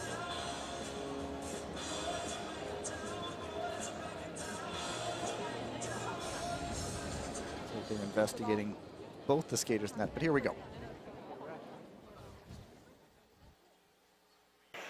After a review, we give a penalty for number 27 from Great Britain, and we get an advancement for number 33 from China. There you go. Niall Tracy, the British Royals, punished, penalized. It was failure to give way. Lin Xiaojun advanced to the semis. So our reigning world champion moves on. We'll get a look of it again coming up here. So what they're looking at is who's the lead skater, who's ahead going into that turn. They have right away. Lin Xiaojun on the outside there. Failure to give way for Niall Tracy, and there you go. That's the ruling. And now Hey, we have some more finals coming up. There is the list of those moving on. Pietro Siegel gets that faster third place time, takes one away with Lin Xiaojun being advanced. So now, B final, women's 1,000 meters, 4 skaters, of course, with Florence Brunel being penalized from the semis.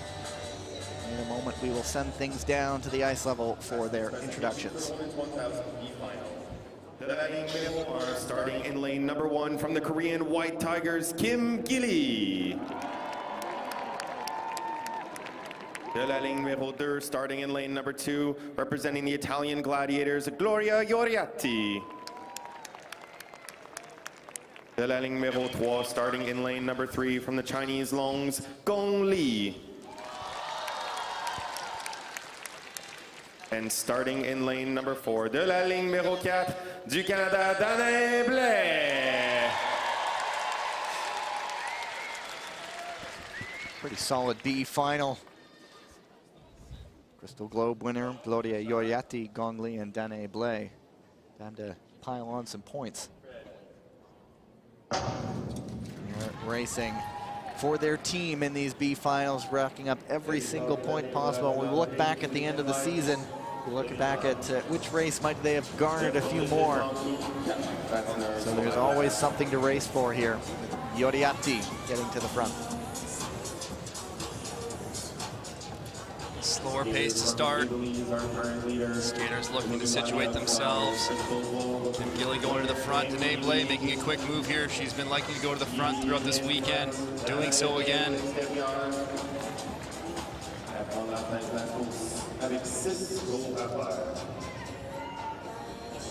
It's Blais looking over her shoulder. Pretty formidable presence behind her. Again, this is a very quick turnaround for these skaters. I don't think they're accustomed to having such a short changeover from semifinal to final, but it's great for the action. We get to see them right out here again. They're going to have to learn to manage that quick change from semi to final. And it's Kim on the front, Blais going in on Ioriatti. He makes that stick. It cost Ioriatti a lot of speed. They will review that move. It's difficult sometimes when a skater's making a pass, you want to shut the door, but if you don't have that advantage and you get bumped out, it can really cost you. Sometimes it's almost safer to give a little bit away to maintain your speed so you're not having to battle back into the race like Ioriatti is right now. It's Kim still in front, Ioriatti trying to chase, but it's Kim now with an advantage, looking like she will comfortably take this B final. Blais in second, Gong Li in third.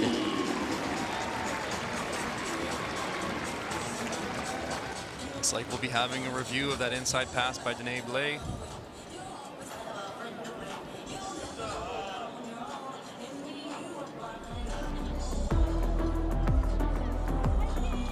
Back, just 4 skaters. It's kind of how it used to be, 4 skaters in these races. That's right, used to be 4, but you know, when we had the 4 skaters in the races, it meant for more races throughout the day. So by moving it from 4 to 5, there's a few benefits. You get a little bit more action, but it also reduces the number of races in a day, helps condense the schedule a bit, gets it going a little bit faster for everybody. Take a look at the move. This might be it here, up the inside. Ioriatti, did she cross over a lane maybe to bump? She's certainly looking to close the opening for Danae Blais, making it difficult. We'll see what the ref says. We see Danae Blais coming inside.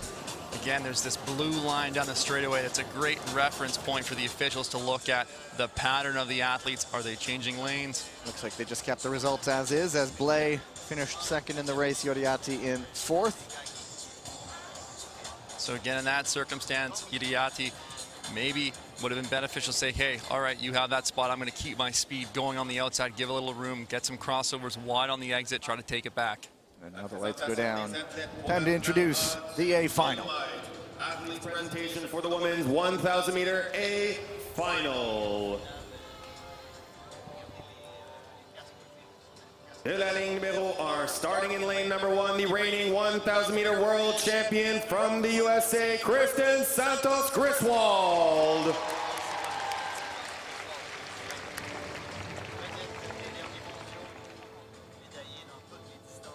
De la ligne numéro 2, starting in lane number 2, bronze medalist at the last Olympic Games in this distance from the Belgian Ice Bears, Hannah de Smet.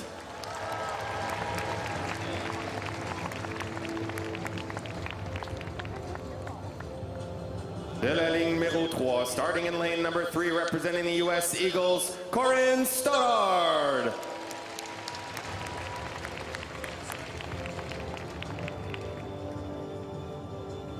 De la ligne numéro 4, starting in lane number 4, she is the 3-time Olympic champion, 4-time world champion from the Korean White Tigers, Choi Min-jong.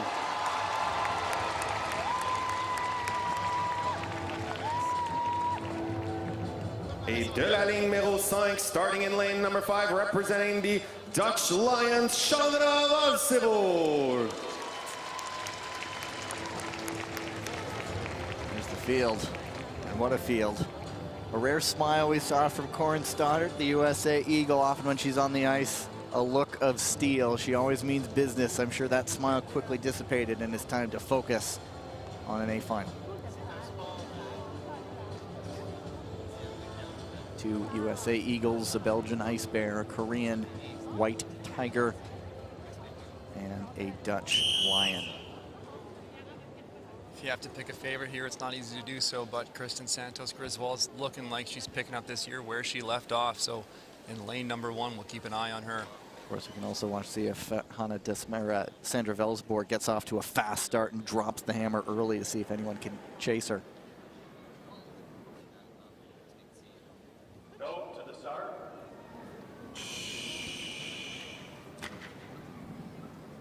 Red.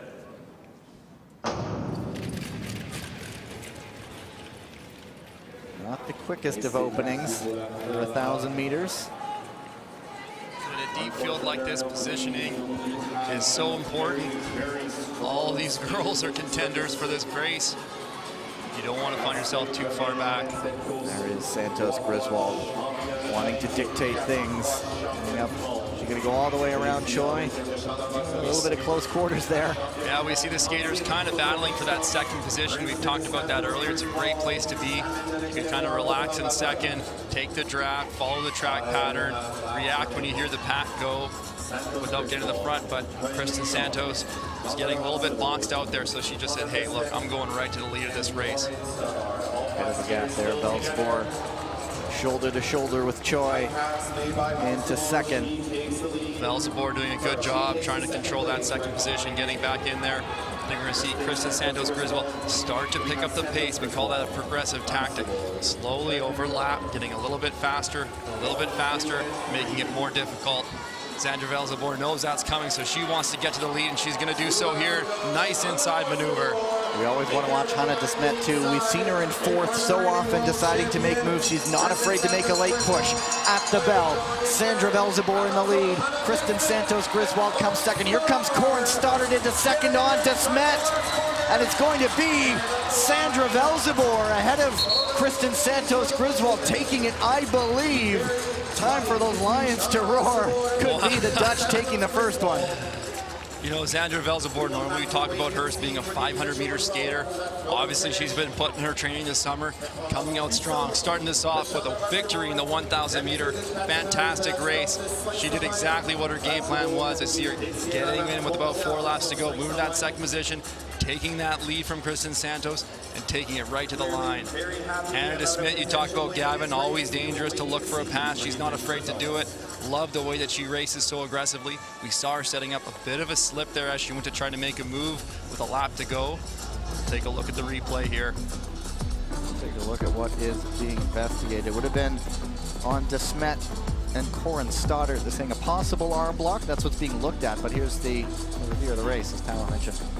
Kristen Santos there trying to get into that second spot. Sandra's not giving it to her. Kristen just says, hey, I'm just going to go to the front and I'll lead this race.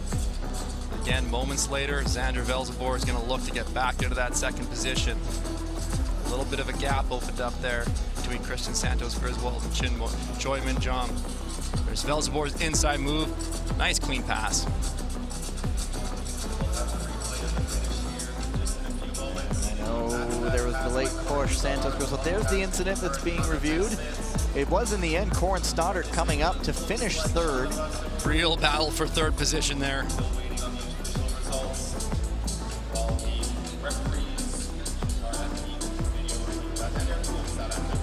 Celebration. I don't think that victory is being investigated, so there's the photo. Confirmation, some cheers from the Dutch side. Sandra Velzeboer picks up the first gold medal of the Women's World Tour era. Here's a new trivia question for you.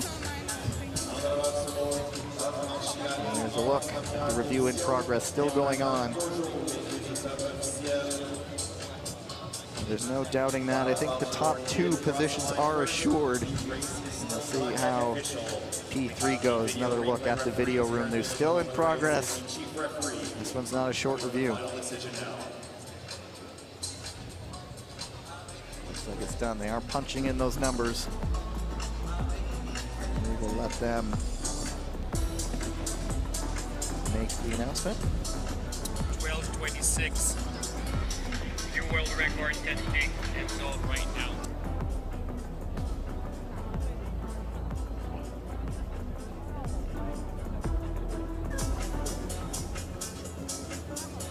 There's Hannah de Smet. Here we go with our announcement. After review, we got a penalty for number 4 from Belgium. There you have it, Hannah de Smet penalized, going in with Corin Stoddart. So that means the USA Eagles, silver and bronze in the first women's 1,000 of the season.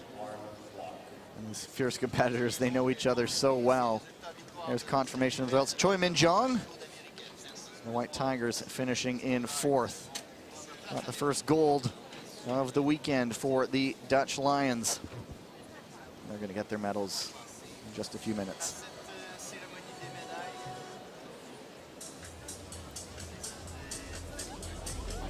There is a replay of the move. They're calling an arm block here. De Smet reaching over onto Stoddart there as they went into that corner. Yeah, De Smet just getting that arm up, getting the elbows out, defending her spot, but you can't be too aggressive with that arm. And the victory ceremony. As the lights go down, we'll throw things down to the ice for the presentation. Mesdames et messieurs, ladies and gentlemen, la cérémonie de remise de médailles pour l'épreuve féminine du 1000 mètres du circuit mondial. The medal ceremony for the women's 1,000 meter ISU Short Track World Tour. Les médailles seront présentées par. The medals will be presented by l'arbitre, Monsieur Peter Worf.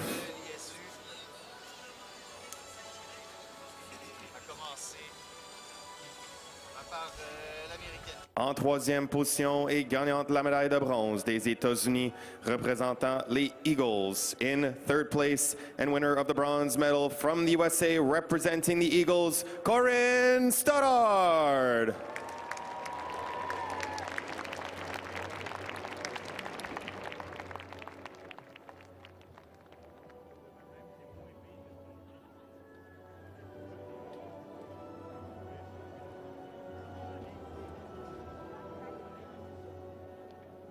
Corin Stoddart.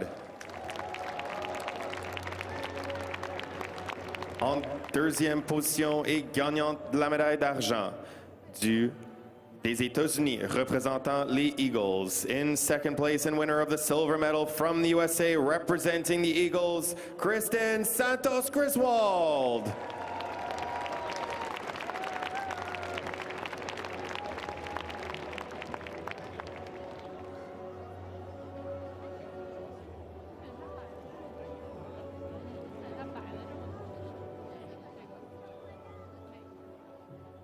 Kristen Santos Griswold.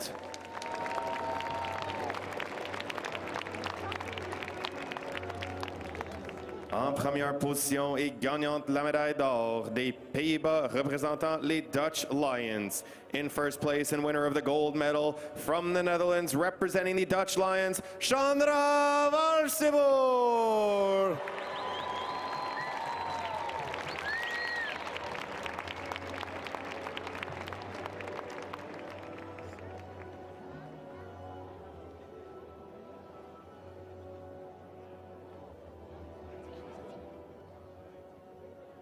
Chandra Valsivor.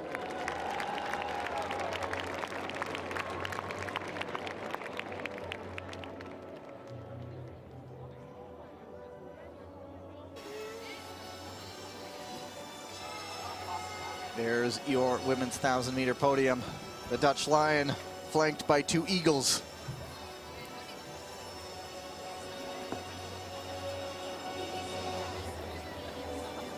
Good deposit of points into the bank for the Team Crystal Globe standings for both of those sides.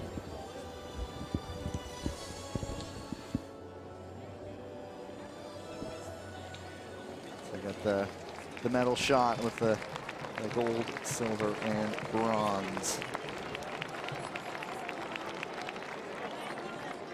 Throwing the one to the pile. 3 very accomplished athletes already.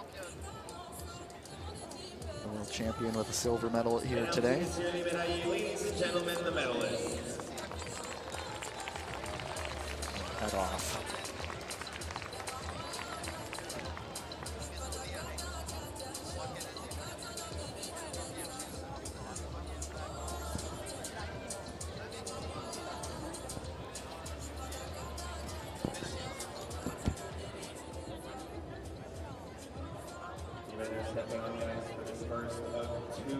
We are back already to the action.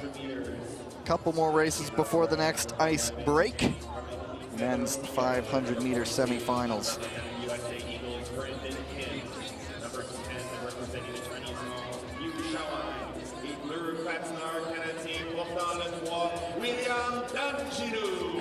Here's a look at the updated Crystal Globe standings for the 1,000 meters, or the 1,000-meter overall standings.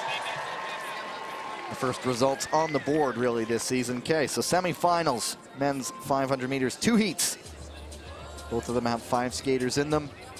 First and second place skaters from each race, and up to a maximum of 1 third fastest place skater will move into the A final. There's the start list.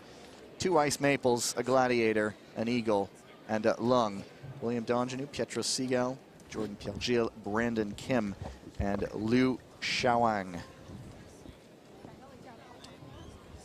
It's Dongenou who that all-important position 1.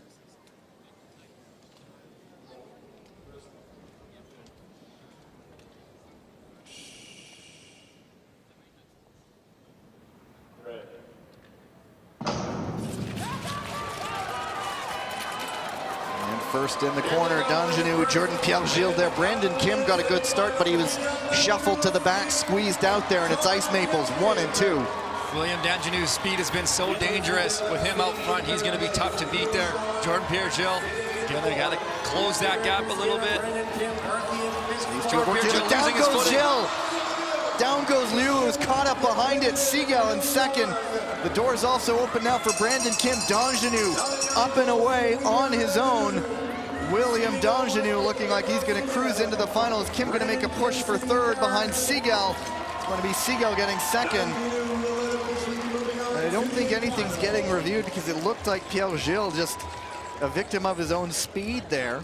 Yeah, William Dongenou was going so fast. There was a little bit of a space there. Jordan Pierre-Gilles was just looking to close that gap. You know, he's in good position in second, but he doesn't want to have that door open at all. But I think he's just looking for that extra little bit, finding himself a little bit deep. They're pulling so many G-forces going around this turn that when they're that deep squat, it is so difficult to push out. And you go a little too deep, you just find yourself not being able to get out of it. Jordan Pierre-Gilles finds himself going back down on his heels, spinning out on the exit of the corner. Get another look at that coming up in a moment here. There it is, getting back. And Liu, the unfortunate victim in all this, but that always just shows you you're not going to get to advance from that, so just the importance of getting to the front of a race. We see a little bit of a block getting caught in Jordan Pierre-Gilles' foot there. He was so tight on the blocks. I don't know if that kind of created a wedge between his skate and the ice, and that kind of lifted him off balance. Dongenou now in a position to go double gold on day 1. From action to more action. I'm really liking this schedule. There's no downtime here. We're moving right through it. All the finals have been great. So semifinals, quarterfinals, it's all been breathless stuff so far. Started with Rise, and then it's all Rise. Home crowd getting another one of their own here in the second semifinal. Confirmation of those results, Danjanu Segal advancing. Kim will watch and wait. That time might be a little bit dangerous considering there was that incident in front of them, might have thrown off times a little bit. Yeah, it certainly would have slowed them down a little bit. We've seen in the earlier rounds a lot of skaters doing these low 40s, even touching into the 39s. 40.8, that's achievable. And so heat number 2, Jens Van Het Wout, Andrew Heo, Steven Dubois, Dennis Nikisha, and Lin Xiaojun.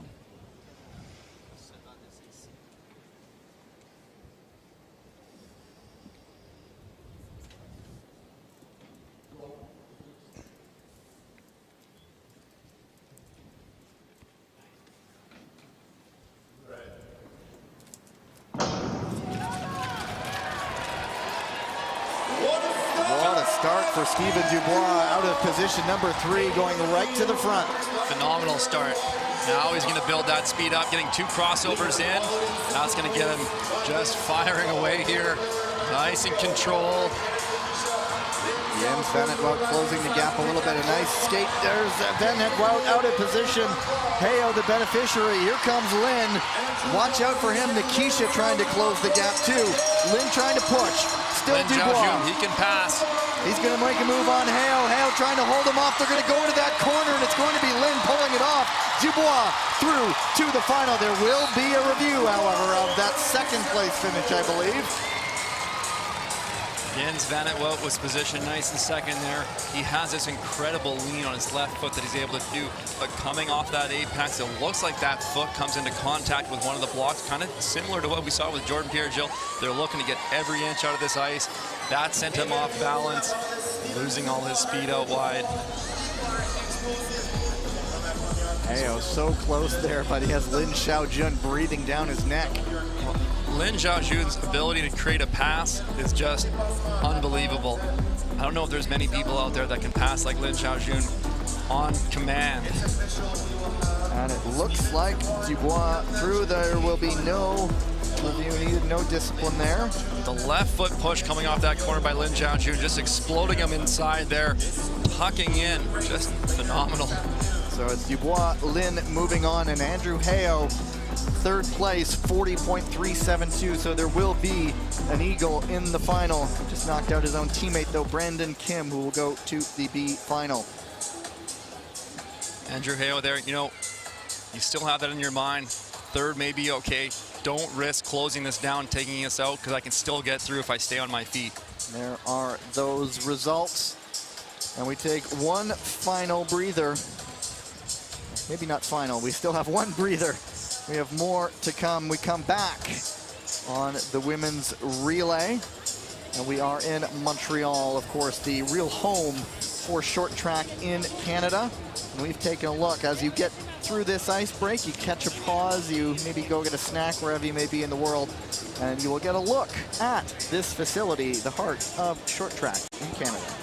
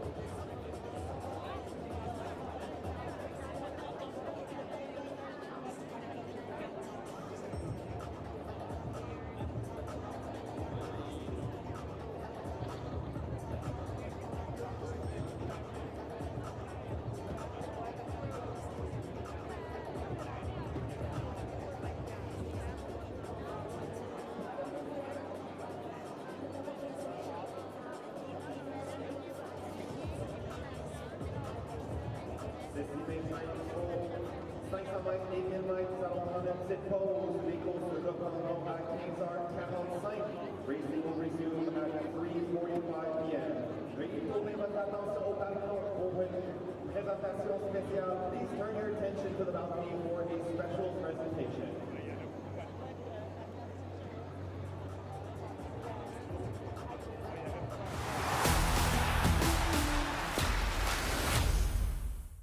Now, in addition to being the first stop on the ISU Short Track Speed Skating World Tour, the Maurice Richard Arena very much the home of the Canadian team. Now, Tyler, behind us is the Canadian dressing room. Now, what makes this unique in the world of international short track?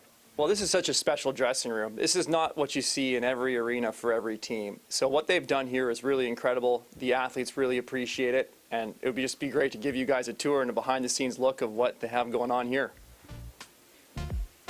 So as we enter the locker room here, the first thing we're going to see is the history. Canada has a deep history of Olympic champions, Olympic medalists. So they got the history dating back to the '92 Olympics, the first official Olympics of short track speed skating. So while the athletes are hanging around here, sharpening their skates, dialing their blades in for their races, they're also going to be reminded of the past, you know, and the glory behind them. So it's just great to have that as a reference to remember that they belong on this level and that they're here to compete and here to win. As their athletes are, you know, doing up their equipment, getting ready again, they can review some of their practice sessions on the TV, they can review their races, and it's a great way to kind of see some highlights of what they've been doing and what things they may want to tweak and improve on. And as we continue through into the locker room,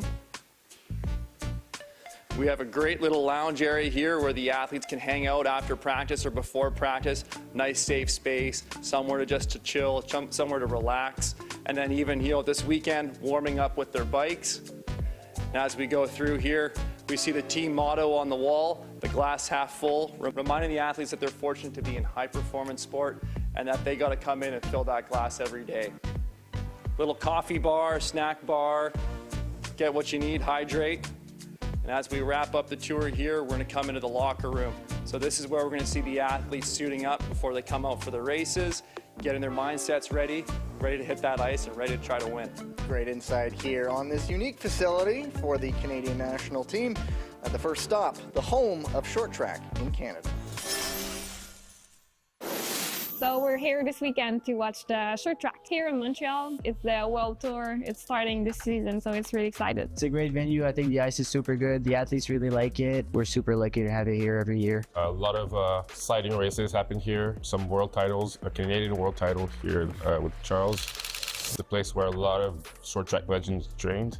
So for me, it's really, really important to honor them through skating here. As a fact, Montreal has hosted 5 world championships, more than any other cities in the world. We train here like since I'm really young, so I feel when I was young, like to be part of the team and then to be here at Maurice Richard was kind of an achievement to skate in front of all the young kids. I feel like for them, it's kind of an inspiration. Often clubs get to skate on Montreal ice here.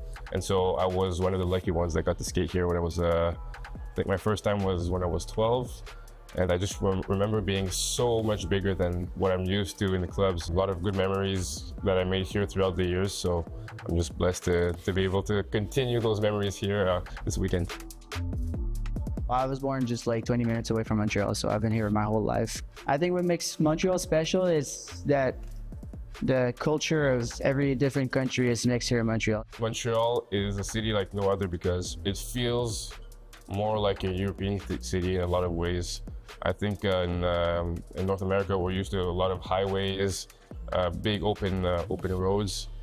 But in some ways, I think Montreal, especially downtown, feels almost closer to Europe.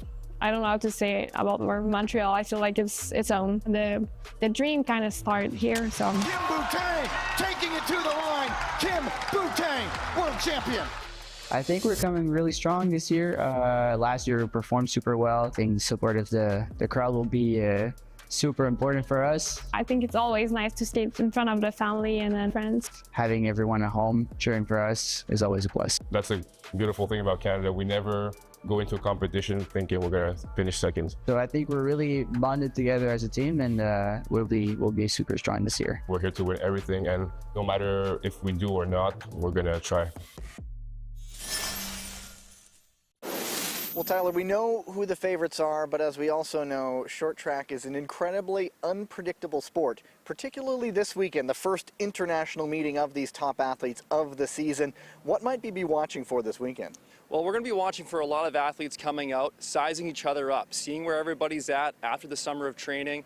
They've all gone back home, they've put in a lot of work, but still they got to shake the rust off, get back into competition form. Now, it seems like a lot of these athletes, once the previous season ends, they then disappear for a little bit. A lot of them take trips. You see them on social media, going around the world a little bit, getting away from the ice. And then they come back and they get back into it. What might an off-season training look like? Yeah, for off-season for speed skating, you know, it's quite different from a lot of sports. You're going to actually use a recipe of different training techniques. So you're going to be on ice skating, you're going to be in the gym doing weights, you might be on the bike, you'll be off ice doing imitations. So it's building this concoction, this recipe to help make you better and come back stronger the next year. Lots more to come over the course of this weekend as this first weekend in Montreal continues.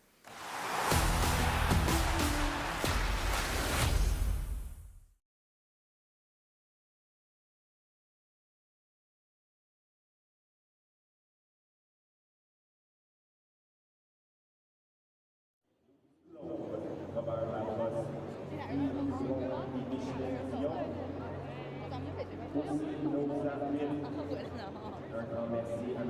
Sean Estelli, le représentant ici pour cet événement, Mme Charles Upcock, Dr. Ruben Abartumov, M. Hugo Herman, Mme Esther Ossoni, M. Aaron Janssen, Sir Peter Worth, Anthony Blatter, Mme Sarah Anderson, M.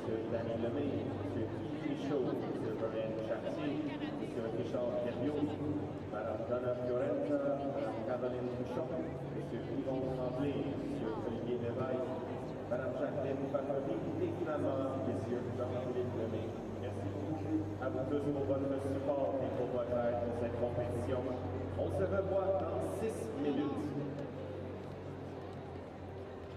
Ok tout le monde, c'est maintenant le temps de retourner dans le passé parce qu'on va faire une compétition de bruit Harlem Shake. Il y en a qui s'en souviennent c'est quoi le Harlem Shake? Hein?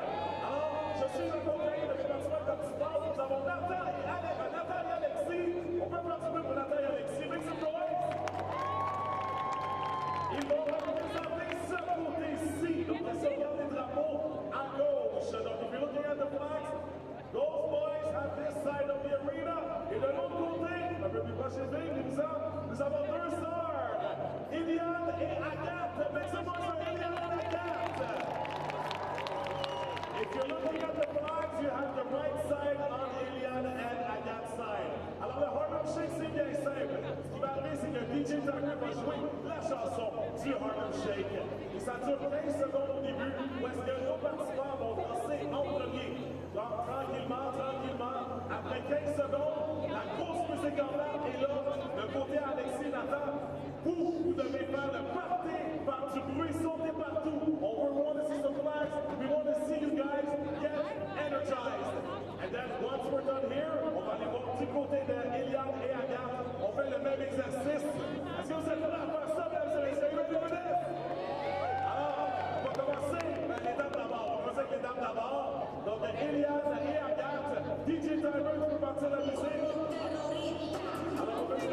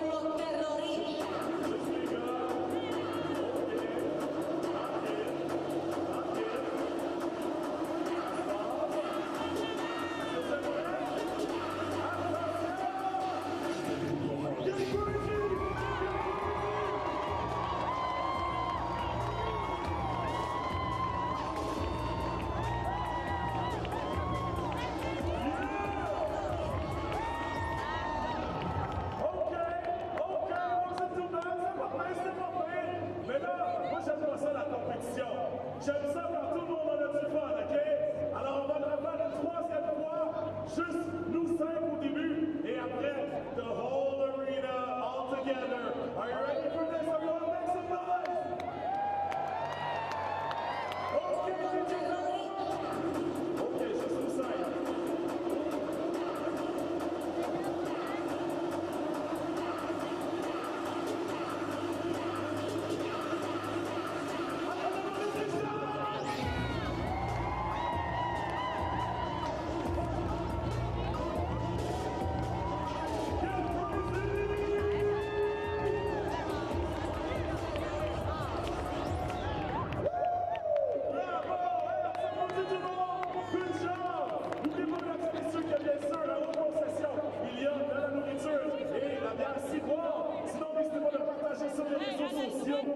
Tous les vidéos que vous prenez aujourd'hui au tag SSC_PVC, hashtag Short Track World Tour. On va que chaque temps se voit tantôt. Merci les filles, merci les gars.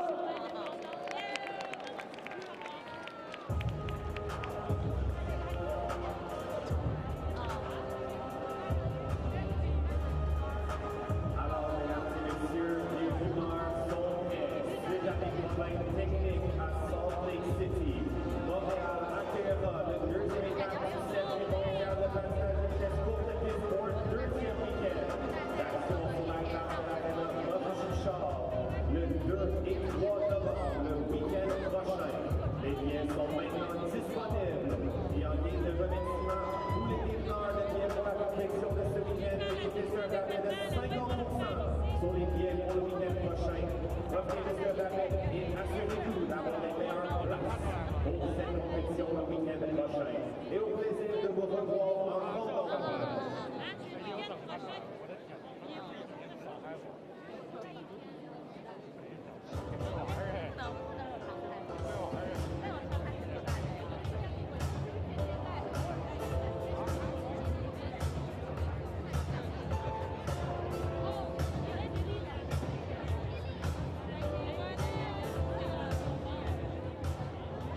So, English speakers, if someone the update that I just gave, the Salt Lake City World Tour is unfortunately canceled due to technical difficulties. So Montreal will be the host of the World Tour next weekend here at the Montreal Arena. Anyone that is here in attendance today that has tickets for this competition will benefit from a 50% discount off of the tickets for next weekend. We really hope to see you all again next weekend to encourage our skiers and to have the exact same energy as this weekend. Et puis, on se retrouve à la glace pour le troisième match de l'année 3e match. Nous allons avoir deux demi-finales. 4 équipes avec un avancement de 2+0 pour la finale en plus tard cet après-midi. We will be starting racing in a few moments with the ladies 3,000 meter relay semifinals. Who wants their advancement to the semifinals?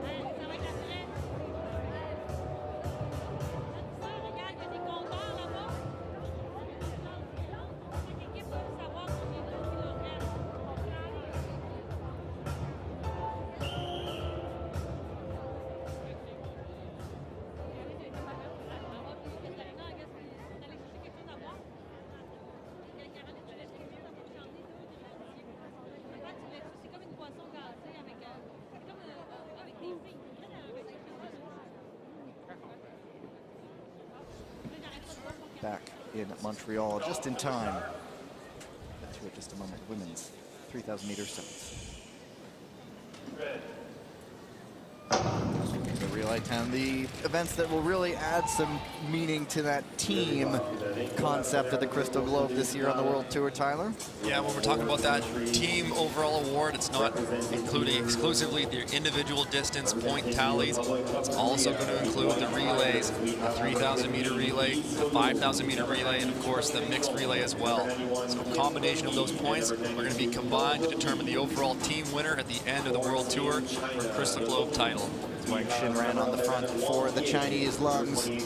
They're looking at last year was really the story of the Dutch women winning 5 of 6 World Cup events and the World Championships. The Canadians, there's a missed exchange by China there, you'll notice that. Tyler, you might be explaining, but anyway, Canada picked up 1 win on World Cup, but so all these teams really like to change a different season, different book for things here. As that result of that exchange that cost them some speed, the Chinese slipped to the back. Exchanges are so critical here. It's all right, it's still early in the race, but as we get down to the final laps, we have to make sure those exchanges are crisp and clean. Choi Min-jong into the race for China. You'll note there is no crystal globe helmet on the ice for the Korean White Tigers. No Kim Gilly here, perhaps saving her in reserve for a final. Now how this one works, the first and second place teams qualify for the A final. Third and fourth will go to the B final.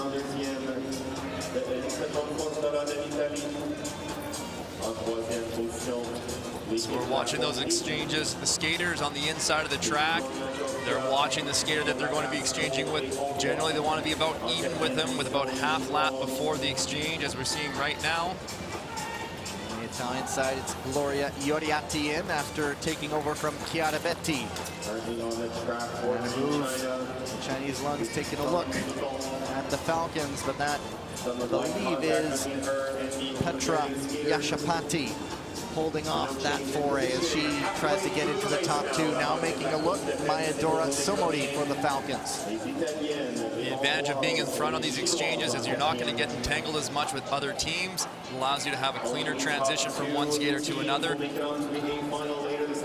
Still in front, comfortable at the front right now are the White Tigers. A bit of a gap between second and third as Betti comes back in for the Gladiators.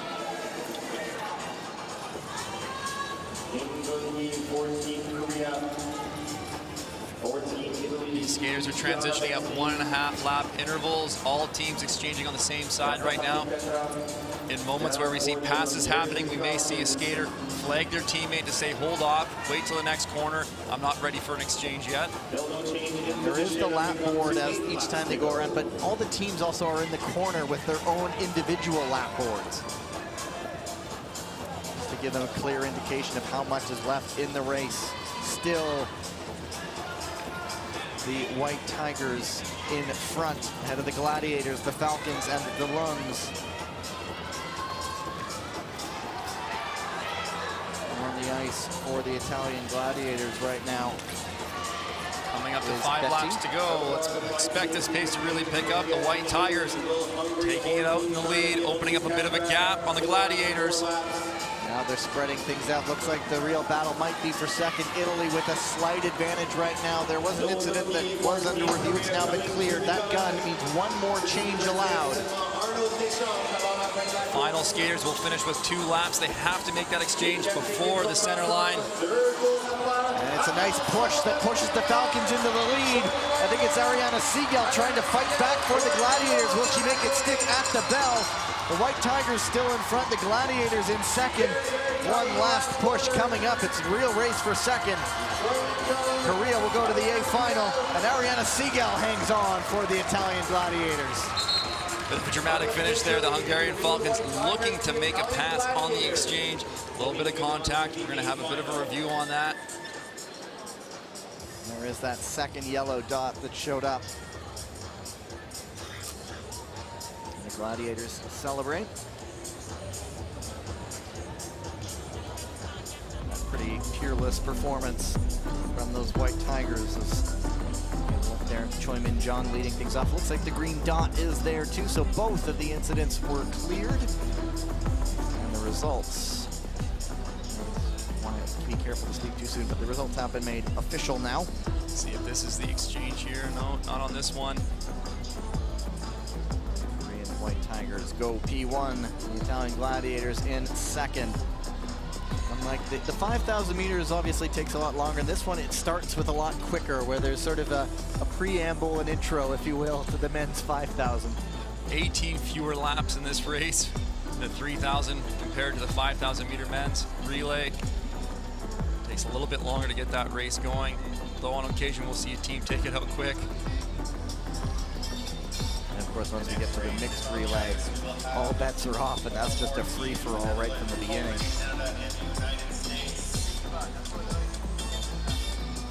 So from that first heat, looks like we're going to see the White Tigers and the Gladiators moving on to the A final. Just the joy and excitement on their faces is so great to see. And on the ice now, the champs are here. Not only the overall relay winners on the old World Cup circuit, as we'll call it now, but also the world champions. Different look, new faces. We talked about that yesterday, the Dutch Lions missing the presence of the veteran Susanna Schulting, also Selma Poutsma not here this weekend. So new faces on that Dutch Lions team. Those two are injured, still potentially coming back. Yara van Kerkhoff, the longtime member, she retired in the offseason. So we've got some Velzeboers, we've got Angel Daleman out there. It might be Dita van Urscha, I'm not sure of the second. We'll let the race get underway first. It is Dita van Urscha, the fourth member. The Ice Maples, the only two teams to win on World Cup last season, are at the front right now. And also the Polish Hussars and the USA Eagles. I don't think we can count them out. Off to a flying start right now. If you're looking at this race, got a little bit more depth on the Canadian Ice Maples and the Dutch Lions. I think they want to try to do whatever they can to create some separation from the American Eagles towards the end of the race, because you got that lethal combination of Corey Stoddard and Kristen Santos Griswold who can strike in those finishing laps. Yeah, there's the experience and youth on this American side. On the ice is Louisiana Stahl. She's not too long removed from her high school days, and so here at the elite level, she changes over to Corin Stoddard.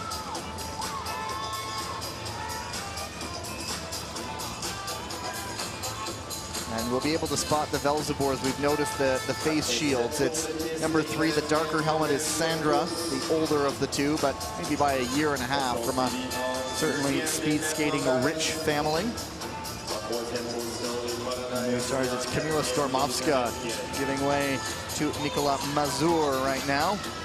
Not much difference between maybe the Eagles losing touch a little bit, but they do have some horsepower always available to come in, as we know. This thing tightens back up again. Still early in this race. We'll be coming up on 16 laps to go.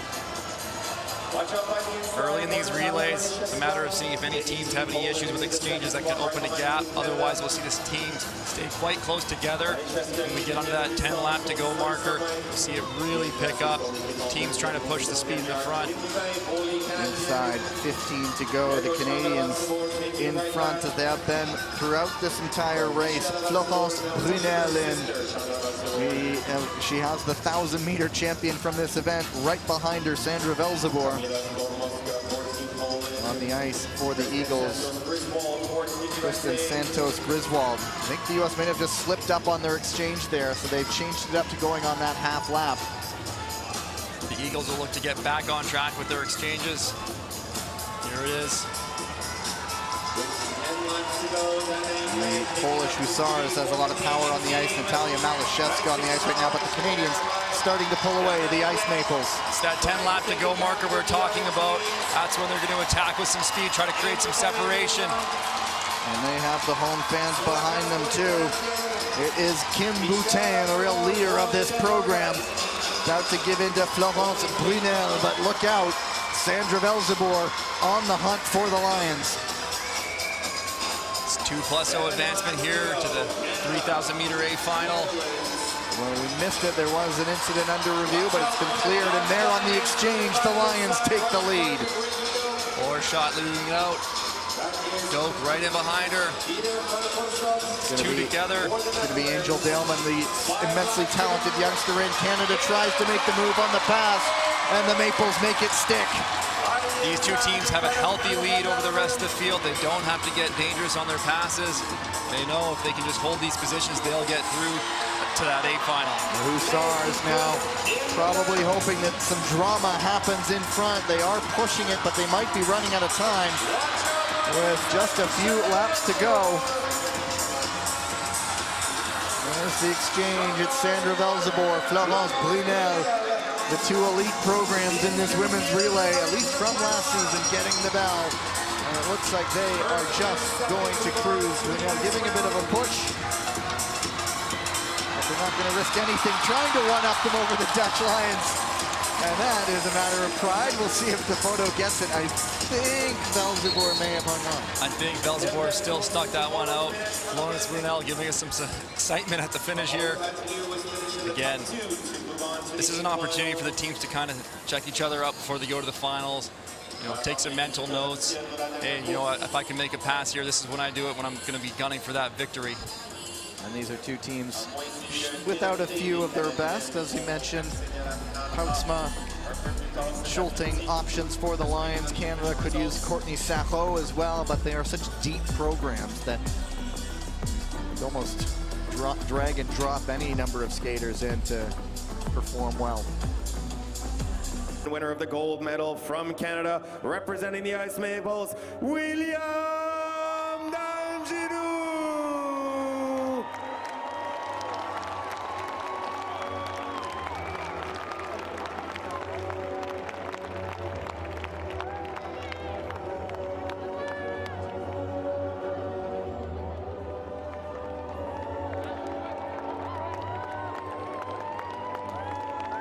William Danjinu.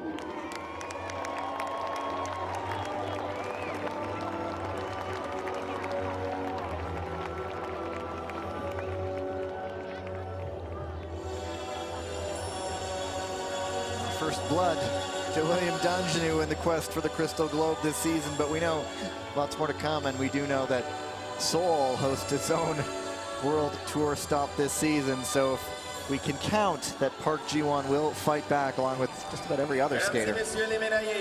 Yeah, the White Tigers want to get some points back on them in their home arena.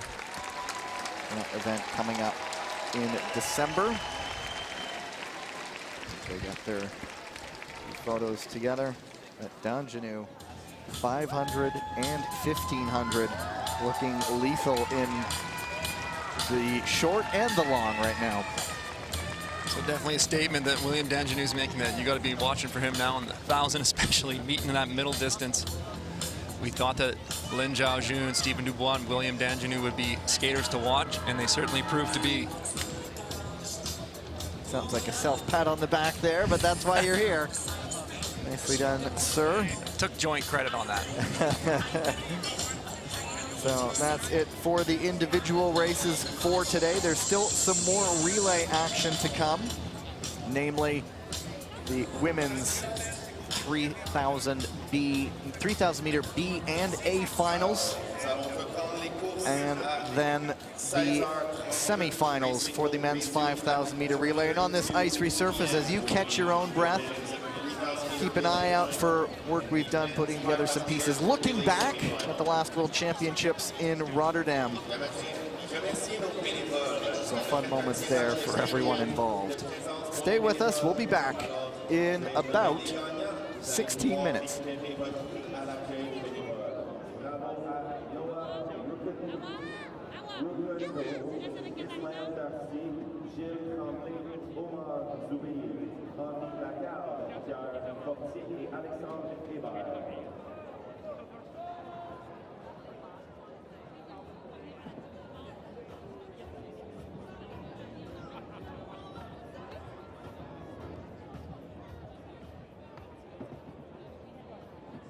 J'aimerais aussi prendre la chance de remercier nos partenaires et commentateurs de l'univers.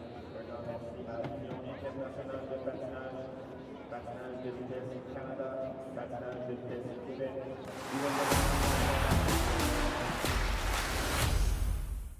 Lots more to come over this weekend. Plenty more medals to be handed out. But before we press on into the future, let's take a look back to the spring and Rotterdam and the World Championships. It's been a long and grueling season. We have the climax for the international short track season here in Rotterdam. The coaches and the athletes, they have this circled on their calendar. 10.5 months of work going in, preparation for this event. Just trying to make a move. Kim Gilly sneaks up the inside to the line. Kim is world champion. I have a feeling we might be reviewing that. Good long is world champion.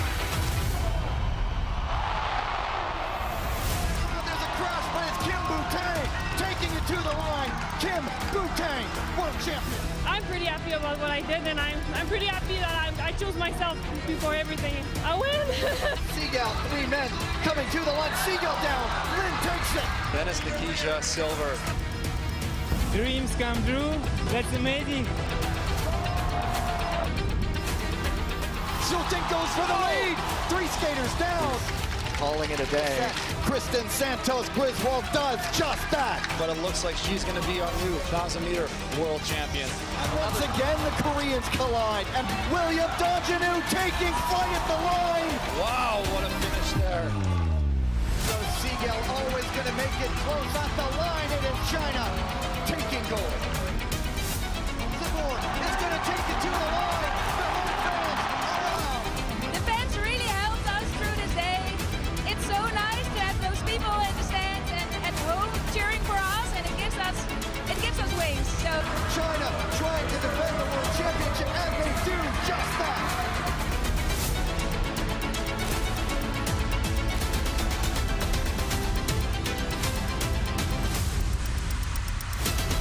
see you next season. A great look back at those world championships in Rotterdam in the Netherlands. And Tyler, you and I were both there. A memorable event. What stood out for you? It was an incredible show. 14,000 fans, sold out every day, music blaring, King of the Netherlands right there in the house, the skaters on fire competing. It was all the drama we were hoping for and more. A true showcase of what short track is at its very best. Coming up here now, we have the women's relay final. And if you're wondering what makes for a successful relay, what will land you on top of the podium, we got a little bit of a feature for you, so take a look.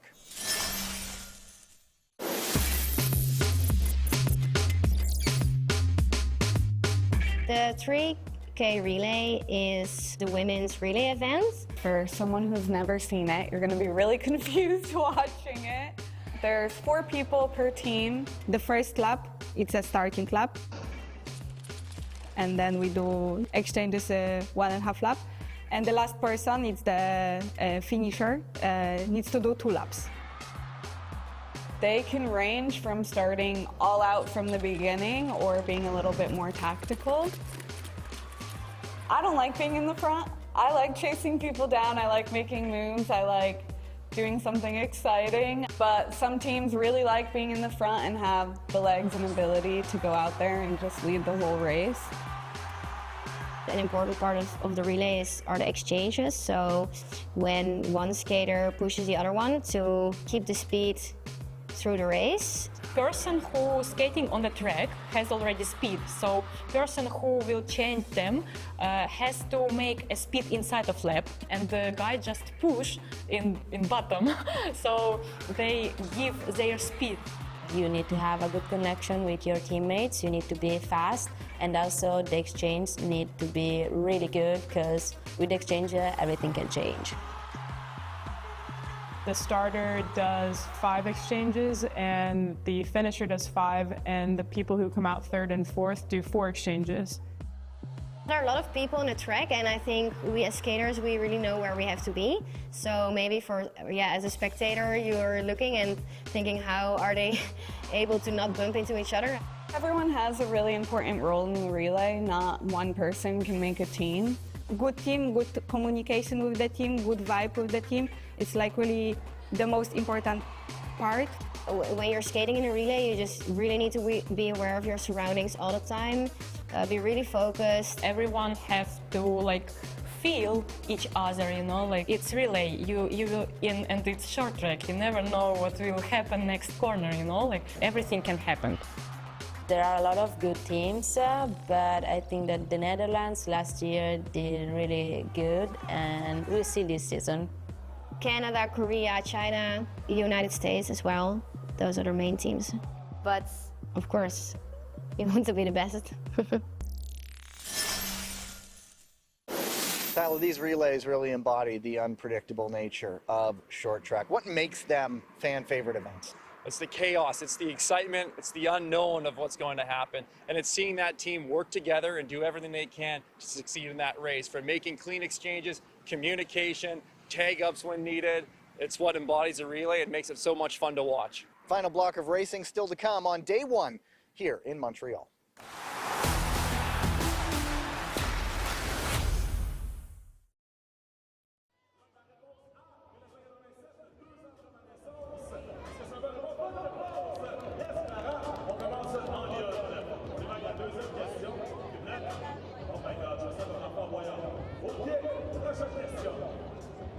Combien de médailles olympiques Kim Boutin a-t-elle remporté jusqu'à présent dans sa carrière? C'est A, 3, B, 4. Ça joue bingo. On va être 4. Elle n'a pas besoin d'être sûre. Elle a dit je pense. On va être 4. On donne le maximum pour Kim. Est-ce que ça va le voir? Oh! Et voilà. Donc 4 médailles à titre. Well done, Kim Boutin. Et maintenant, la question. Si tu l'as pas, il y a une femme qui s'est discutée bien du temps d'exoblier. Tu l'as? Un plat de tu blagues, mais un plat pareil. William D'Angelo est champion du monde en titre sur quelle distance? Est-ce que c'est 1000 mètres ou 1500 mètres? 1500 avec la musique de Fort Boyard, est-ce que c'est ça la réponse? Oh, c'était 1000 mètres, mais attention, William D'Angelo n'est pas seulement champion du monde en honneur, il est champion du monde en hauteur. Yes, on adore Will. Et félicitations! Clara, tu pars pour être un sac, bien sûr, avec ton ami. Mesdames et messieurs, ça fait le quiz international. Depuis le tournoi national. Yeah! That's right. Et là, vous pensez que vous étiez débarrassé de moi? Oh no, guys! Parce que là, je trouve que là, on arrive à quelques finales qui s'en viennent. Je veux voir si vous êtes encore là, OK? Are you guys still here? OK, alors là, il n'y aura pas de Harlem Shake. C'est juste classique compétition de bruit on this side and on that side. You see, le Québec side et le Montréal side, OK? Donc, je vais crier votre côté et vous devez faire le maximum de bruit. Est-ce que vous êtes prêts? J'espère que ça va être plus fort que ça. DJ, tu parles de votre musique? Let's go! Québec!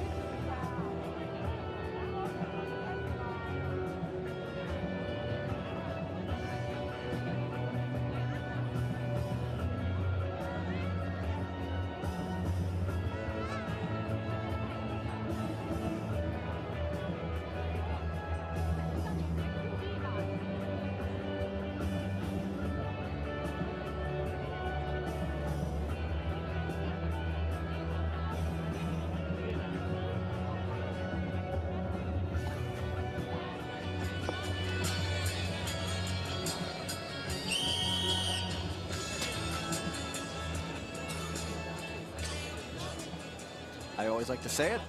It's relay time. First, the B final for the women's 3,000 meter relay. The Polish Hussars, USA Eagles, Hungarian Falcons, and Chinese Lungs. If you look at the world ranking, the Americans 4th, China's 5th, Poland 7th, Hungary 9th.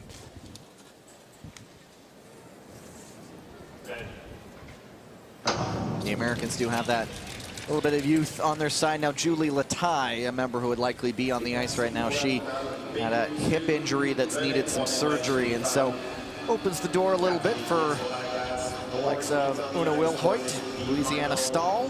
Right now, it's the great veteran, Kristen Santos Griswold. But leading the way, the Hussars. If you're wondering what a Hussar is, it's kind of cavalry that was native originally to Central Europe.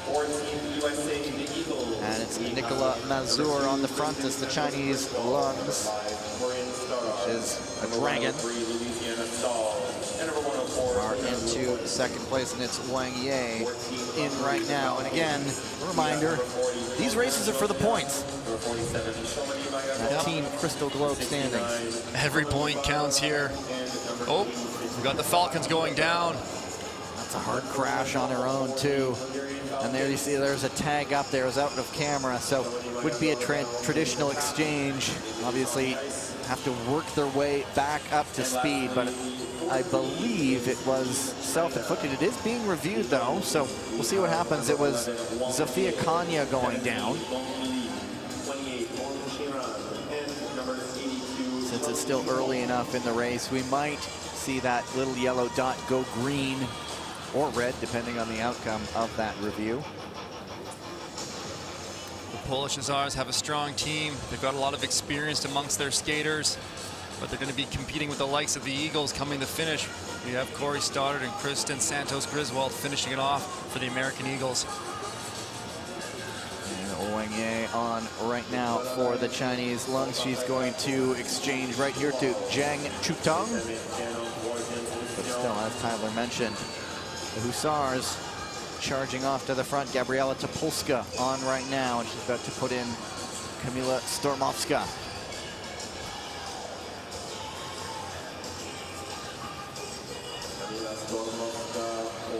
A final coming up next. And there you see that green dot. That means the incident was cleared. I believe she went down on her own. I'm not sure if you saw the same thing I did, Tyler, but that's what I appeared to see.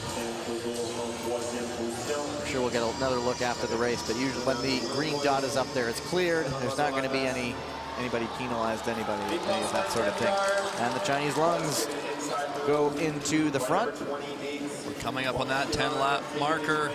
The pace increasing here. Natalia Malashevska for the Hussars. She does have that concentrated power, as we know, as the sprint specialist, but now it is Topolska back into it.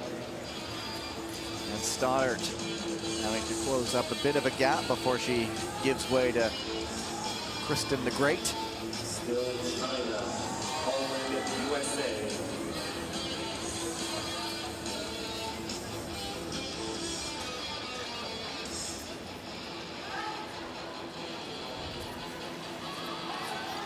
Teams holding their positions here. Small gap opening up between each team as we head into towards the final laps of this relay. Bit of an issue on the exchange. Natalie was catching up with the Chinese Lungs there. That was Natalia Malashevska going down. That one obviously under review, and now she'll have to tag up there. You got to be so careful in those exchanges when you're pushing that skater in front of you, making sure that they're not getting pushed and the skater exchanging in front of them. I think they got a little tied up there. Might we see a readjustment, because I believe it was the Lungs and the Hussars involved, and so this B final is all over the place right now. Gong Li is going to anchor this thing right now at the bell, but here comes a fast charging Kristen Santos Griswold. Is she running out of ice to make the charge? I think she will. And so first over the line is Gong Li, Kristen Santos Griswold second, but we will have to watch and wait here. And we'll see a few things to look at. One was cleared and the other one still being reviewed. We'll just take a look. I think after that exchange by the Polish Hussar, Natalie Malazwejska just getting her shoulder caught up and then her foot on the Chinese long skater in front of her. Looking, yeah, it says the Lungs and the Hussars exchange. That's what's being looked at. There's the Falcons going down really on their own. And this might be it here. No, I don't think that's still a little bit earlier in the relay. Yeah, the Hussars were behind at this point, or at that point when the exchange was made, if I'm not mistaken. We'll be just keep an eye for the pink helmet of Malashevska. Here we go. This might be it. Yeah, here's the exchange now. Malashevska coming out, catching her shoulder there. That's just going to rotate her out. Looks like she was like, China was still completing their own exchange, and so I'm not sure what skaters could be expected to do in that situation. Well, you do have to make sure that you don't take up too much space on that track when you're making your exchange. We've seen in the past skaters would make an exchange, have both feet shoot out very wide. That was causing skaters behind exchanging to trip over their legs. We'll see if that's what the officials are looking at on the review.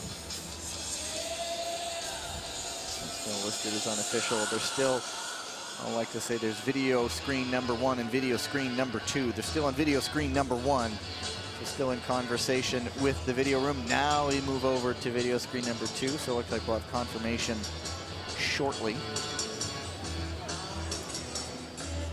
Something to note, though, that there is some order to those relay exchanges. If you're the lead team and there's 4 teams, you can't just exchange extremely tight on the exit. You do have to give some space to the following teams to exchange. You also have to ensure that you're not, after your exchange, impeding on the track, blocking skaters behind you as they make their exchanges as well. So I think that's what the officials are reviewing, just to make sure that it's all clean, but we'll wait for the official result. And from the looks of things, no action is being taken, and so they're not going to make any announcement here.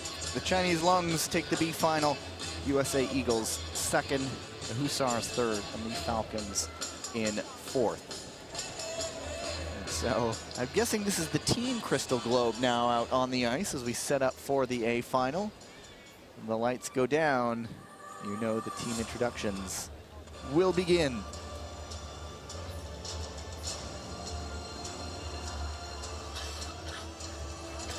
Très attention des athlètes pour la finale A du 3000 mètres. Athletes presentation for the ladies 3000 meter relay A final. De la ligne numéro 1, starting in lane number 1, they are the reigning world champions, the reigning Olympic champions, and the current world record holders in this distance, the Dutch Lions, the Netherlands.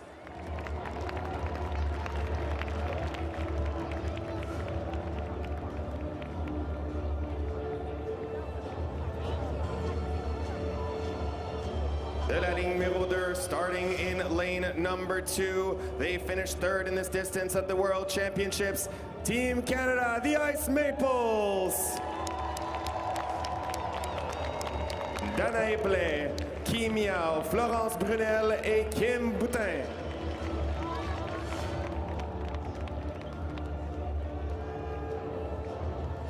De la ligne numéro 3, starting in lane number 3, Olympic silver medalists in this event, Republic of Korea, White Tigers. Kim Ki-lee, Shim Soo-ki, Choi Min-jong, Kim Gun-hee.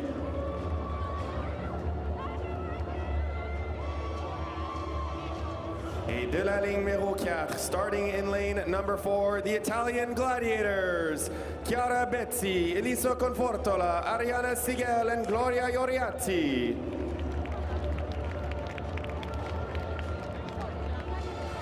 There we go, picking up where we left off last season. 6 events on the old World Cup circuit. The Dutch won 5, Canada won 1. Some new faces for both teams.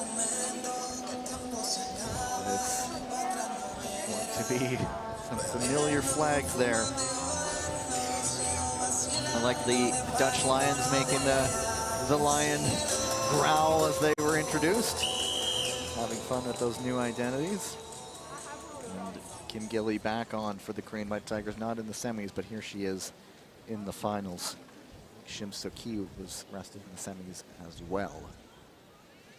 Go to the start.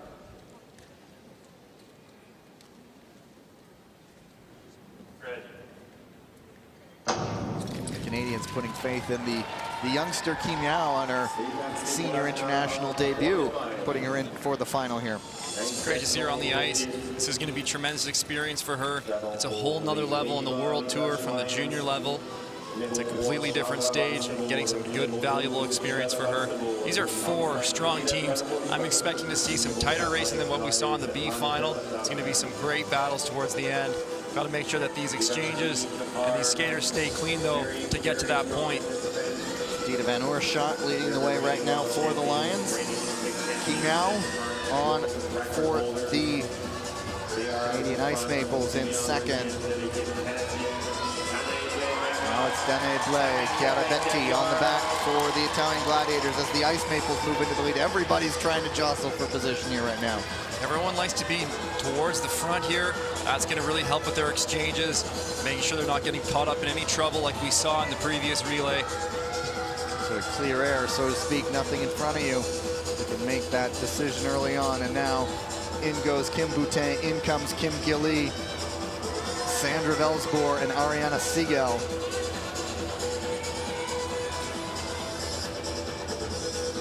As we know, Boutin, 500-meter world champion. All these teams have finishing power amongst them. Anything can happen in these final laps.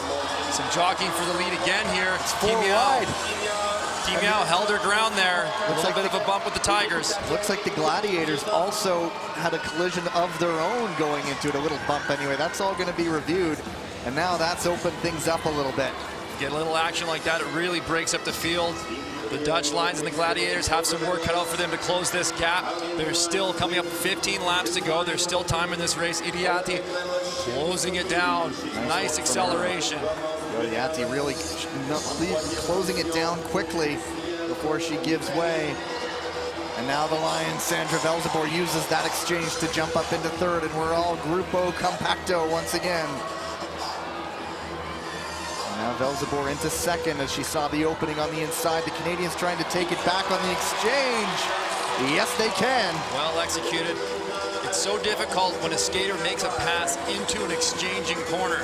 So when there's a change of skater order going into in the corner before the exchange, the skaters on the track, they have to jostle. They have to reconfigure amongst themselves inside the track to be positioned in the right order when they go out in that corner. That's very difficult to do.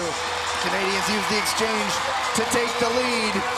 And look out, Michelle Velsboer eyeing second place, gets around Shim Soo-ki. She's now going for the lead. She is repelled at the first attempt. Florence Brunel was using that wide track there. Michelle Velsboer taking an opportunity to jump in, but a clean exchange by the Canadians. Kim Boutin getting out front. And it is Boutin leading. Sandra Velsboer right behind her. Dita Van Oersschot on the exchange going up the inside, making it stick. Wobble from Elisa Confortola as the Italian Gladiators trying to go 3 wide for second. Here we come, 5 to go. The big names are about to step onto the ice when we see these last 3.5 laps.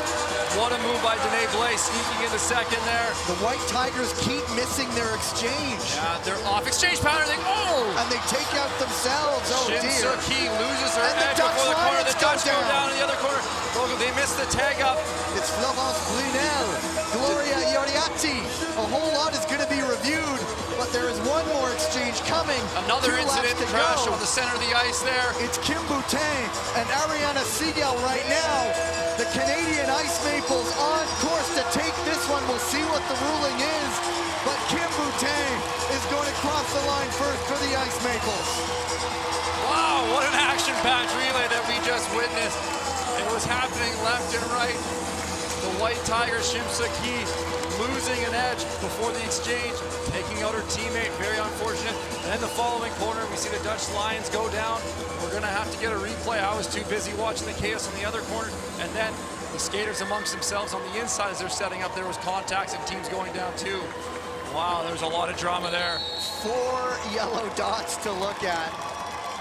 The Canadian Ice Maples are celebrating. I think the Ice Maples looked clean in that race. I didn't see anything from them that would be worth reviewing, but like you mentioned, Gavin, several dots up on the screen for review here. So we'll wait, we'll watch. We're gonna get some great highlights. So those who finished, the Ice Maples first, the Gladiators second, also celebrating, I believe it was the White Tigers who made it up to third. Yeah, when the Dutch Lions went down, Michelle Velzebor was in the corner. I think it was Dahlman went to try to tag up, but the only thing most accessible to her was a skate blade, and I think she pulled off trying to tag that up. So they just missed a little bit of time on the tag up to get back into the race. This one's the full summary, so we'll get quick glances at the incidents, but then we'll get a more focused review as we get to see what the officials are looking at. They've got their work cut out for them. Just a constant battle for the lead of this relay.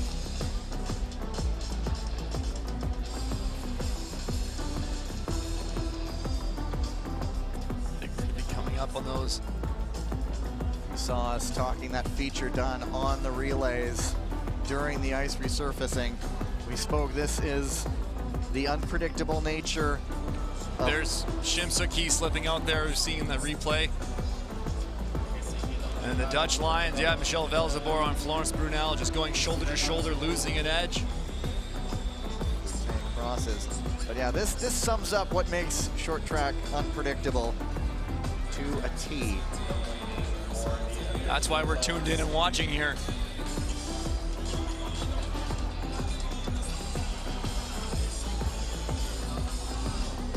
Fairly confident their result will hold. Let's see. We've summarized what is getting looked at.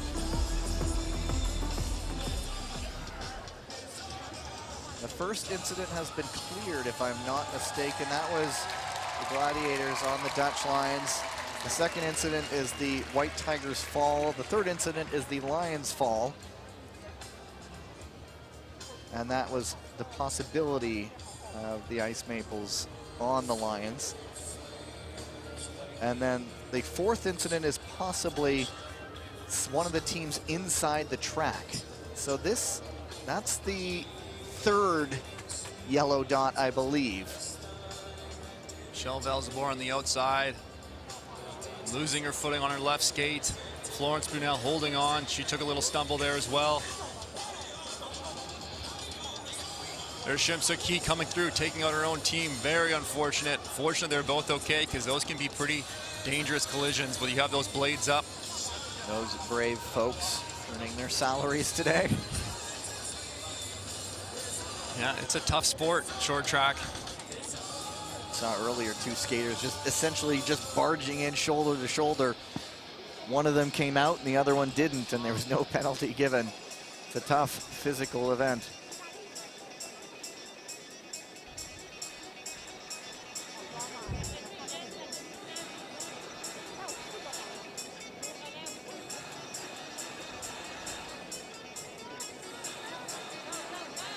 There's a whole lot of scoreboard watching right now. Well, that's the thing. If there is a penalty awarded, that will change the podium results. The smiles have disappeared a bit from the Canadians, and maybe I'm reading too much into it, trying to make some drama. There's been enough of that already.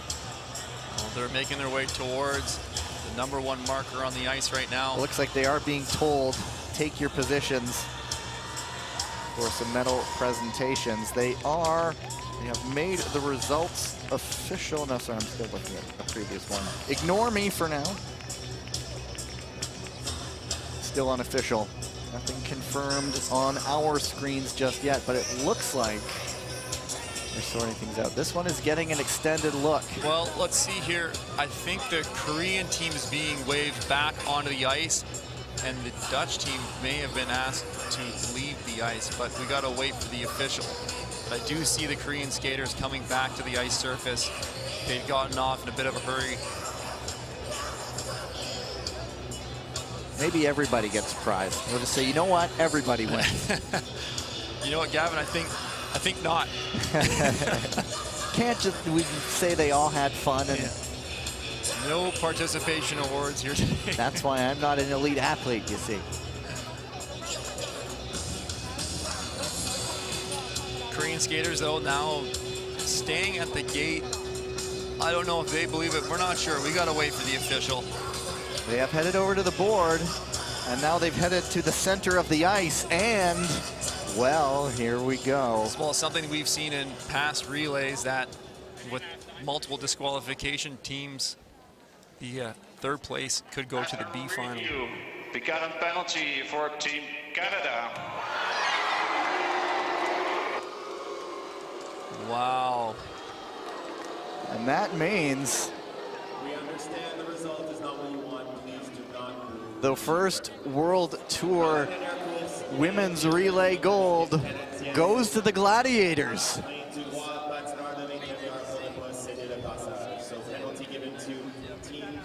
And so that means the Gladiators are golden. The Lions go for silver, and the Korean White Tigers pick up the bronze. And there was drama indeed through the race, after the race, the tension building.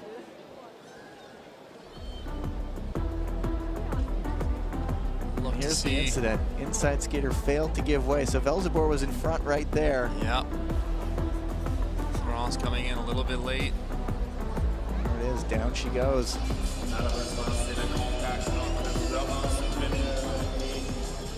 This entire day has been this high drama. Yeah. There was a few laps there. High intensity laps. Wow. Nice ovation for them. Anyway, the victory ceremony coming up. Could not have predicted this race, how that shook out. I don't think we can ever predict any relay, really. No.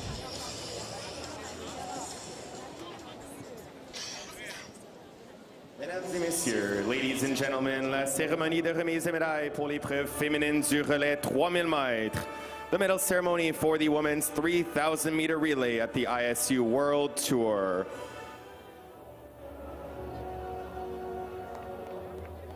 Les médailles seront présentées par l'arbitre en chef. The medals will be presented by the chief referee, Mr. Harold Janssen.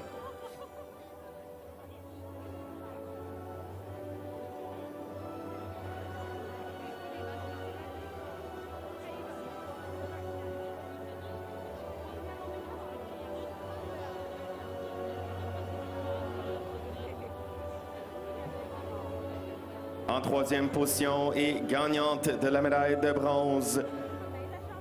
In third place and winners of the bronze medal, the Republic of Korea, the White Tigers. Choi Min-jong, Kim Gon-hee, Kim Ki-lee, Lee So-yoon, No Do-hee, Shim Soo-ki.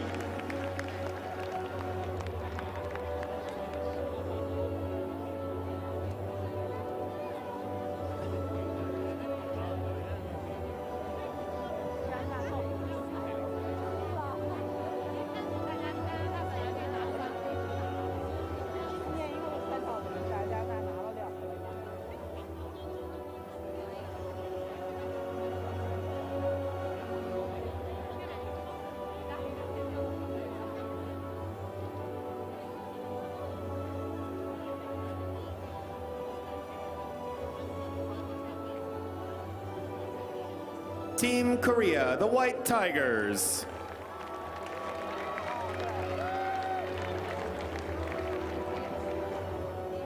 En deuxième position et gagnante la médaille d'argent. In second place and winners of the silver medal, the Netherlands, the Dutch Lions. Angel Dalman, Zoe Deltrap, Didier van Oorschot, Michelle Valseboer et Chandra Valseboer.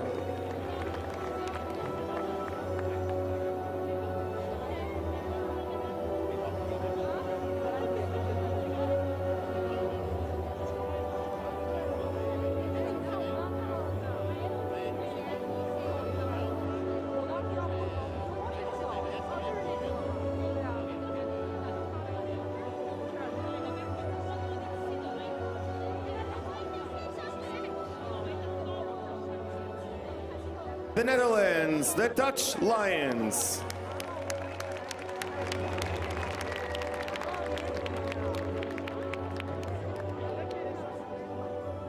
première position et gagnante de la médaille d'or.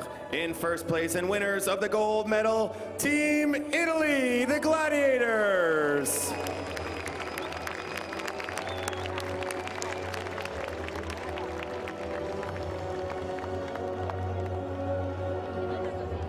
Chiara Bezzi, Elisa Confortola, Katia Filippi, Gloria Ioriatti, and Ariana Sigel.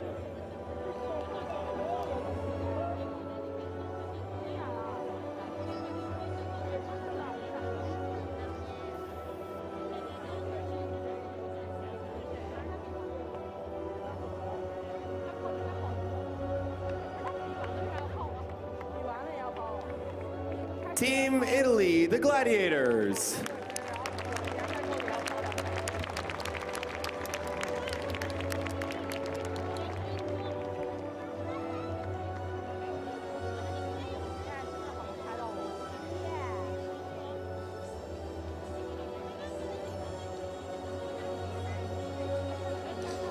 Well, at least for this day, the Gladiators reign supreme here in Montreal. They didn't cross the line first, but as is almost always the case in a relay, drama is expected, and they got that jubilation when they heard the results in the middle of the ice. The Gladiators today, they stayed clean in this relay. That was the difference. And this was the rare time. So often we see in races, stay in the front, you stay out of trouble. They were sitting nicely at the back, just watching it all unfold in front of them, inching themselves forward every time.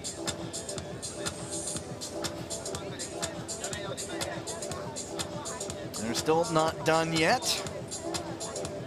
And this is sort of the time of the event where a very unpredictable event becomes even more so, because the ice has seen some work. And there are still 2 relays to come, so particularly in the second heat of the men's 5,000 meter relay, it's very tough to handicap. Yeah, there's a lot of laps put onto the ice in these men's relays. We already had a couple relays in advance. Each men's relay being 45 laps. That's a lot of laps skated on the ice. The skaters have to be cognizant when they're going on the track. Where are the blocks positioned? Where has the ice been used before they're going out? They're going to take mental note of that. Where's the clean patches on the ice where I can really attack it? Where are there spots on the ice that I may have to be controlled, a little bit more hesitant, so I make sure I'm not getting into trouble. First look at the standings for the World Tour Women's Relay on the season.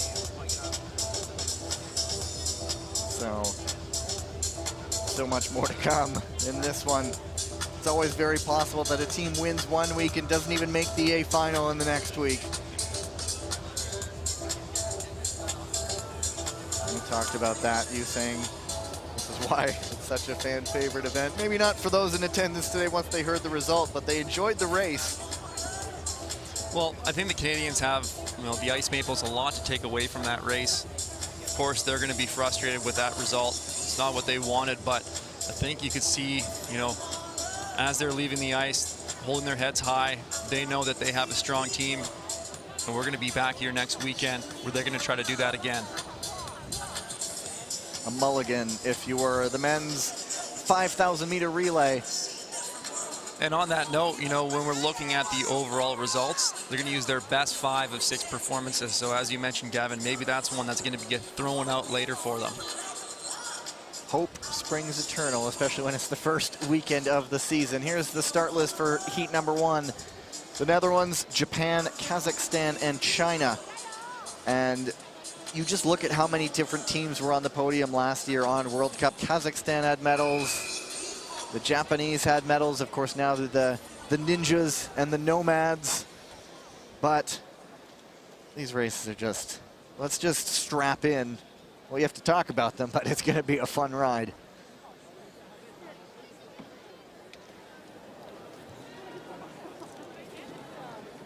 Some pretty fearsome names on the line. Denis Nikisha starting things off for Kazakhstan. Liu Xiaowang for the Chinese Lungs. Here we go.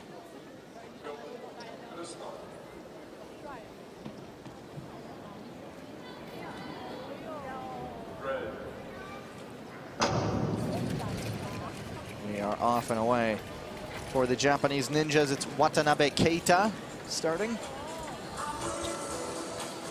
And for the Lions, I believe it is. Now it's on the ice anyway. It's Jens van het Wout.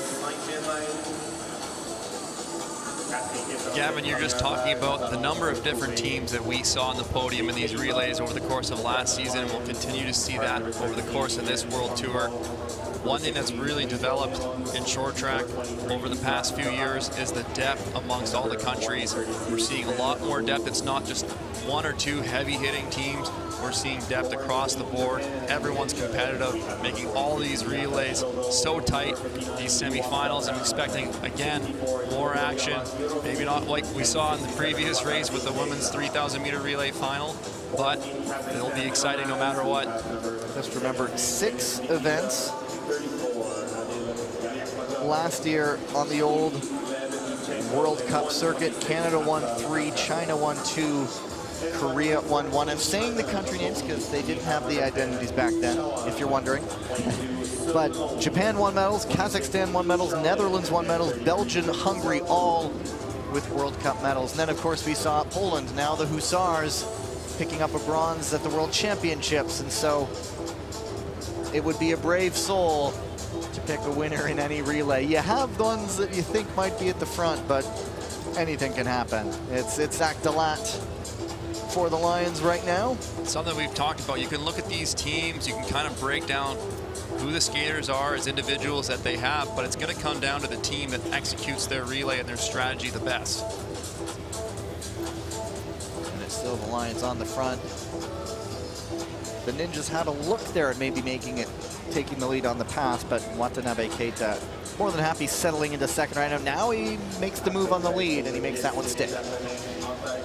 45 laps in this 5,000-meter relay. It's a number of laps to skate. It's going to be a lot of time before we get to the real high-intensity action. No one's looking to go for world records here right now or anything. Miyata Shogo going to Iwasa Dan.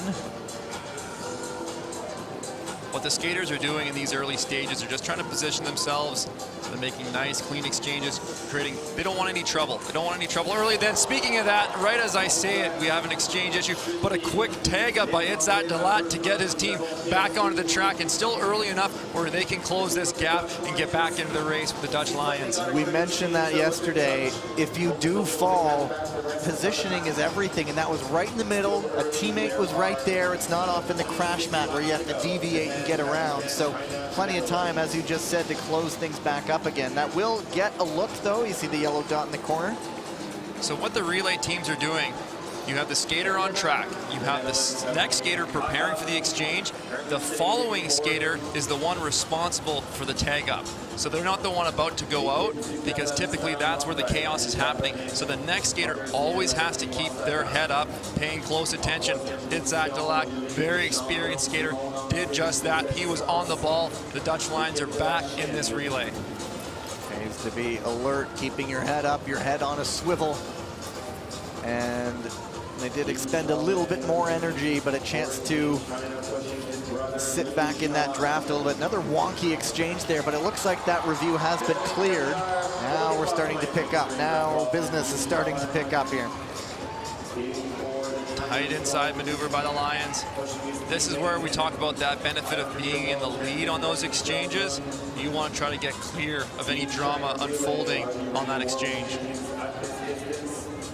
And it is the Nomads in front right now. Gleb Ivchenko sitting on the front.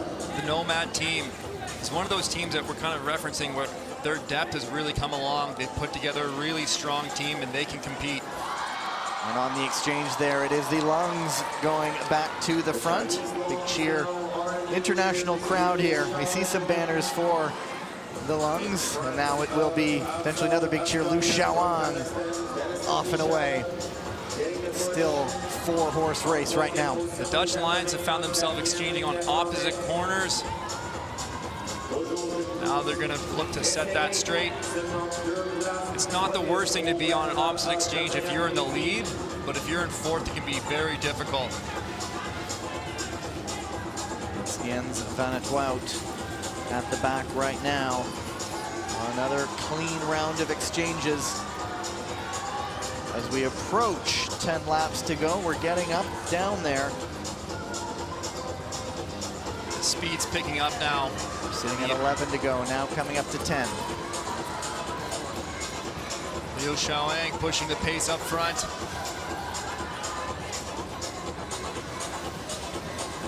Going up to Liu Xiaoang, taking over from Liu Xiaolin. The brothers Liu execute the nice crisp exchange, and now a bit of a gap. Nikisha has some work to do to close things. A reminder, it is the first 2 teams to qualify for the final. Time is irrelevant. Coming up to 6 laps to go. Move coming on the inside, the Ninjas sneaking through. Now makes a complicated exchange, and the door opened for the Lions. So maybe in the end, not a great decision to make the move for second. Sun Long out in front, 1500-meter world champion. He's got the endurance and the stamina to keep pushing the pace here. Gap opening between the top 2. The Ninjas have to close it up again. Now perhaps a move for the lead coming from the Lions. Is it going to be on this exchange? One more to go with the firing of the gun. And it's looking like a 2-team battle at the front. The Ninjas trying to close it up and make it a race. Lin Zhaojun, 500-meter world champion for the Chinese Longs, finishing this off for them. And it's Jens van het Wout for the Dutch Lions, looking like it will be these 2 sides. Van het Wout pushing for the lead, and it will be the Lions going into the final. Beautiful inside pass by Jens van het Wout there. You know, the Dutch Lions, I really don't think that relay was what they were hoping to execute, but they stayed with it. Several times they were finding themselves off exchanges. I think it just wasn't lining up for them. It was a little bit messier of a race, but they stood their ground. They got back into the race from an early fall. That was a well-earned victory for the Lions. They get that early shot of adrenaline when it was panic stations there for a little bit. They will now get to think about tomorrow, as this relay, as it usually always does, is a relay ends the competition, and we'll get that tomorrow with the men's relay.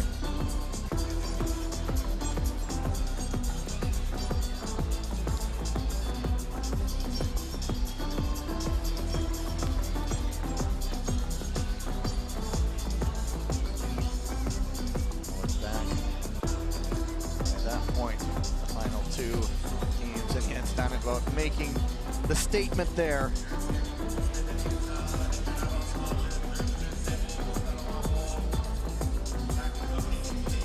Look at the coach's box. Again, Nils Kershaw clapping on his team.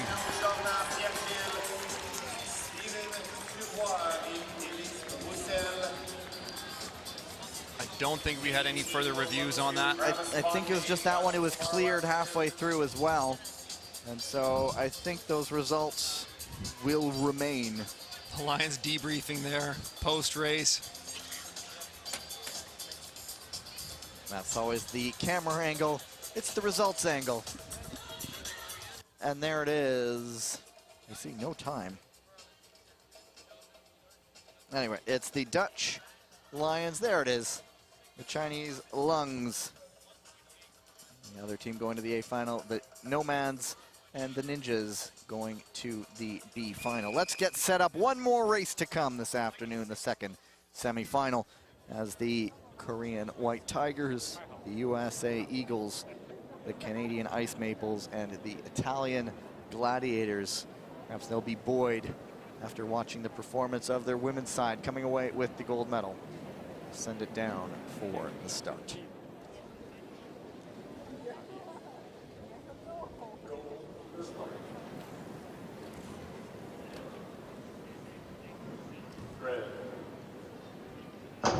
Lucas Beckenhauser off for the Gladiators. Jordan Pierre-Gilles for the Ice Maples. And he moves to the front. Brandon Kim starting for the Eagles.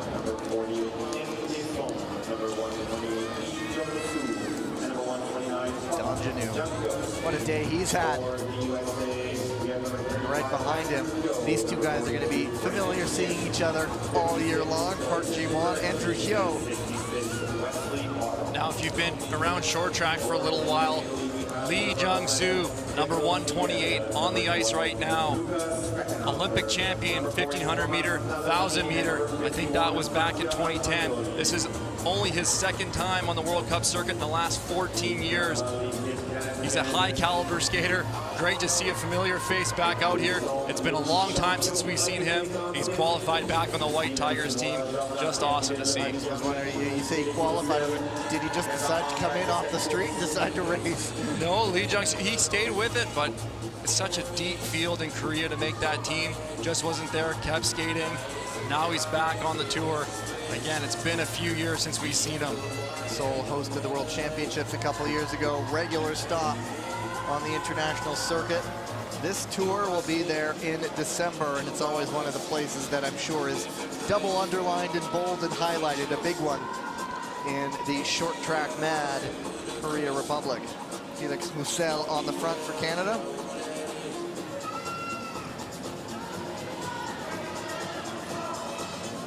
We just await the moment where this all gets turned on its head. The White Tigers in third are the Eagles.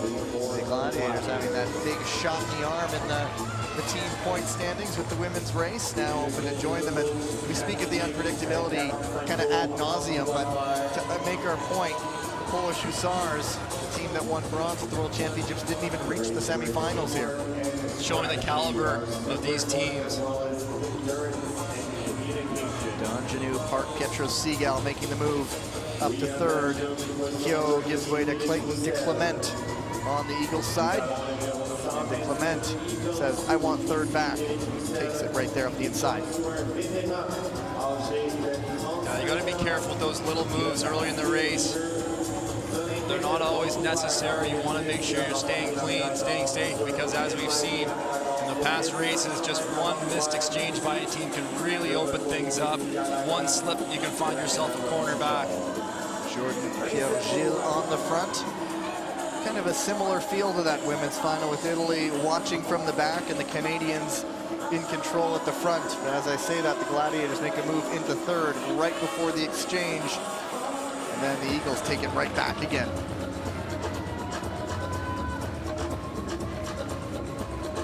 It's almost the back two battling as the front two are almost serene at the front and just saying, you guys deal with your issues, we're just taking these top two spots. Yeah, the Ice Maples and the White Tigers are comfortable in positions 1 and 2. Again, the Gladiators battling with the Eagles for position 3. Canadians, of course, the defending Olympic champions as well. Dubois giving away to Pierre-Gilles. Deep team there. Now it's maybe some separation as we come up to 20 to go. I think the pace is still relaxed enough. Andrew Hyo will close that up. Hyo jumps into third, and yeah, it is all compact once again. Donjanu and Park not pushing things just yet. You know the power in these teams that they decided to turn the screws. Well, we're just a few laps away from seeing that happen. It's a matter of when. The Eagles looking like they maybe had eyes on second, but holding off for now. That's Pierre-Gilles. Strong, powerful sprinter, and that's another change at the back. Jordan Pierre-Gilles really deep on that turn. Taking that wide entry. Speckenhauser to Segal. Hyo for the Eagles. Park for the White Tigers. Donjanu for the Ice Maples. What I love about the relay, As we know, there's chaos that unfolds, but there's really this beautiful flow to it as the skaters are moving in and out of the track. And Felix Roussel, now he's turning it on. We see 11 laps to go on the board, opening up a big lead here for the Canadians. Stephen Dubois looking to build on that, 2 crossovers, getting that speed out. The reaction was slow. That allowed the Canadians to build that gap. The White Tigers now trying to respond, but they still have a nice lead over third. And so at the moment, it is those front 2 moving into the A final. Just got to be positions 1 and 2 to find yourself a spot in that A final, as you said, Gavin. Doesn't need a victory here. Park Ji-won, though, the White Tigers have closed that up nicely. Park Ji-won jumping inside. What a pass. That's a little, hey, William Danjanu, I'm still here. I can still make a move. Going toe-to-toe. And in the midst of the exchange there, he just threw his teammate. Park Ji-won was able to grab the arm of Jung Soo. Any part of the body will do. But the battles won't stop between Danjanu and Park.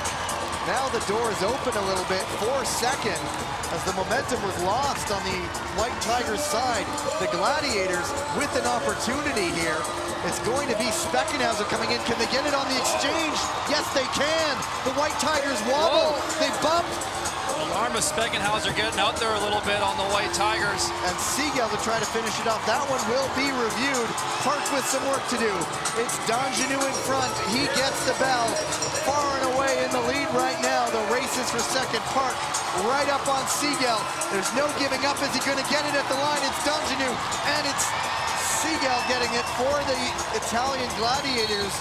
That will be reviewed, however, so we're going to be cautious there.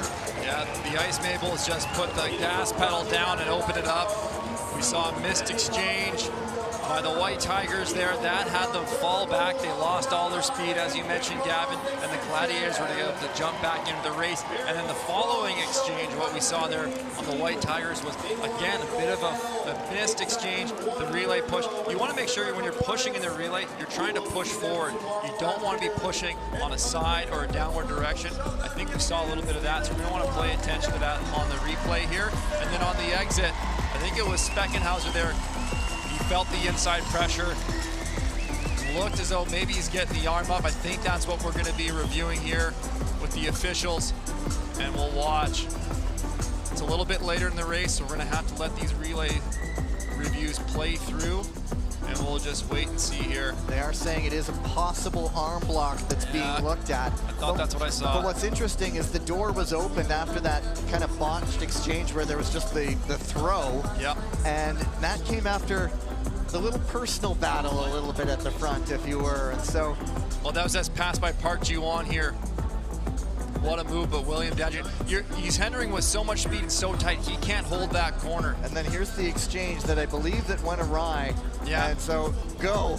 So what happens is the Ice Maples and the White Tigers, there's a switch of the lead going to the exchange corner. Those two teams, the exchanging skaters, have to adjust their position to get out. And I think that's what kind of lost momentum on that exchange. And the results are official. The Ice Maples and the Gladiators going into the A final. The White Tigers and Eagles will go to the B final. And so, a couple of stories there. The men's final hoping to find redemption over the women's race, and the Gladiators hoping to do the double here in Montreal. So much action there. I mean, that relay started off so calm.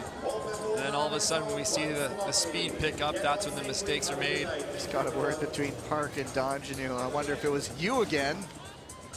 We'll get used to seeing each other having a chat right now over on that side. Would love to be beyond that wall listening to it. Well, I think Danjanu and Park are just having fun as two competitors racing with each other.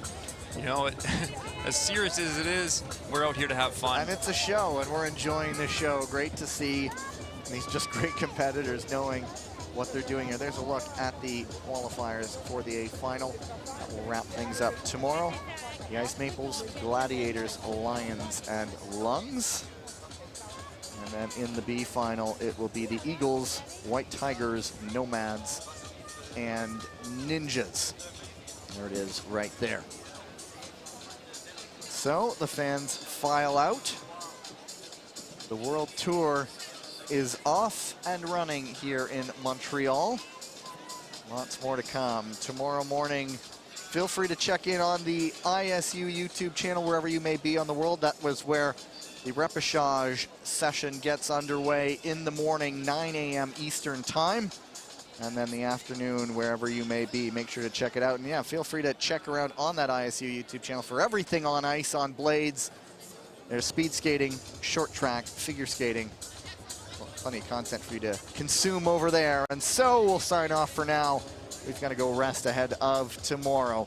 So on behalf of Tyler Dara and the entire crew that put this thing together here in Montreal, I hope you enjoyed feeling the rush today. Day 1 of medals given out in the World Tour. My name is Gavin Day. Until tomorrow, goodbye.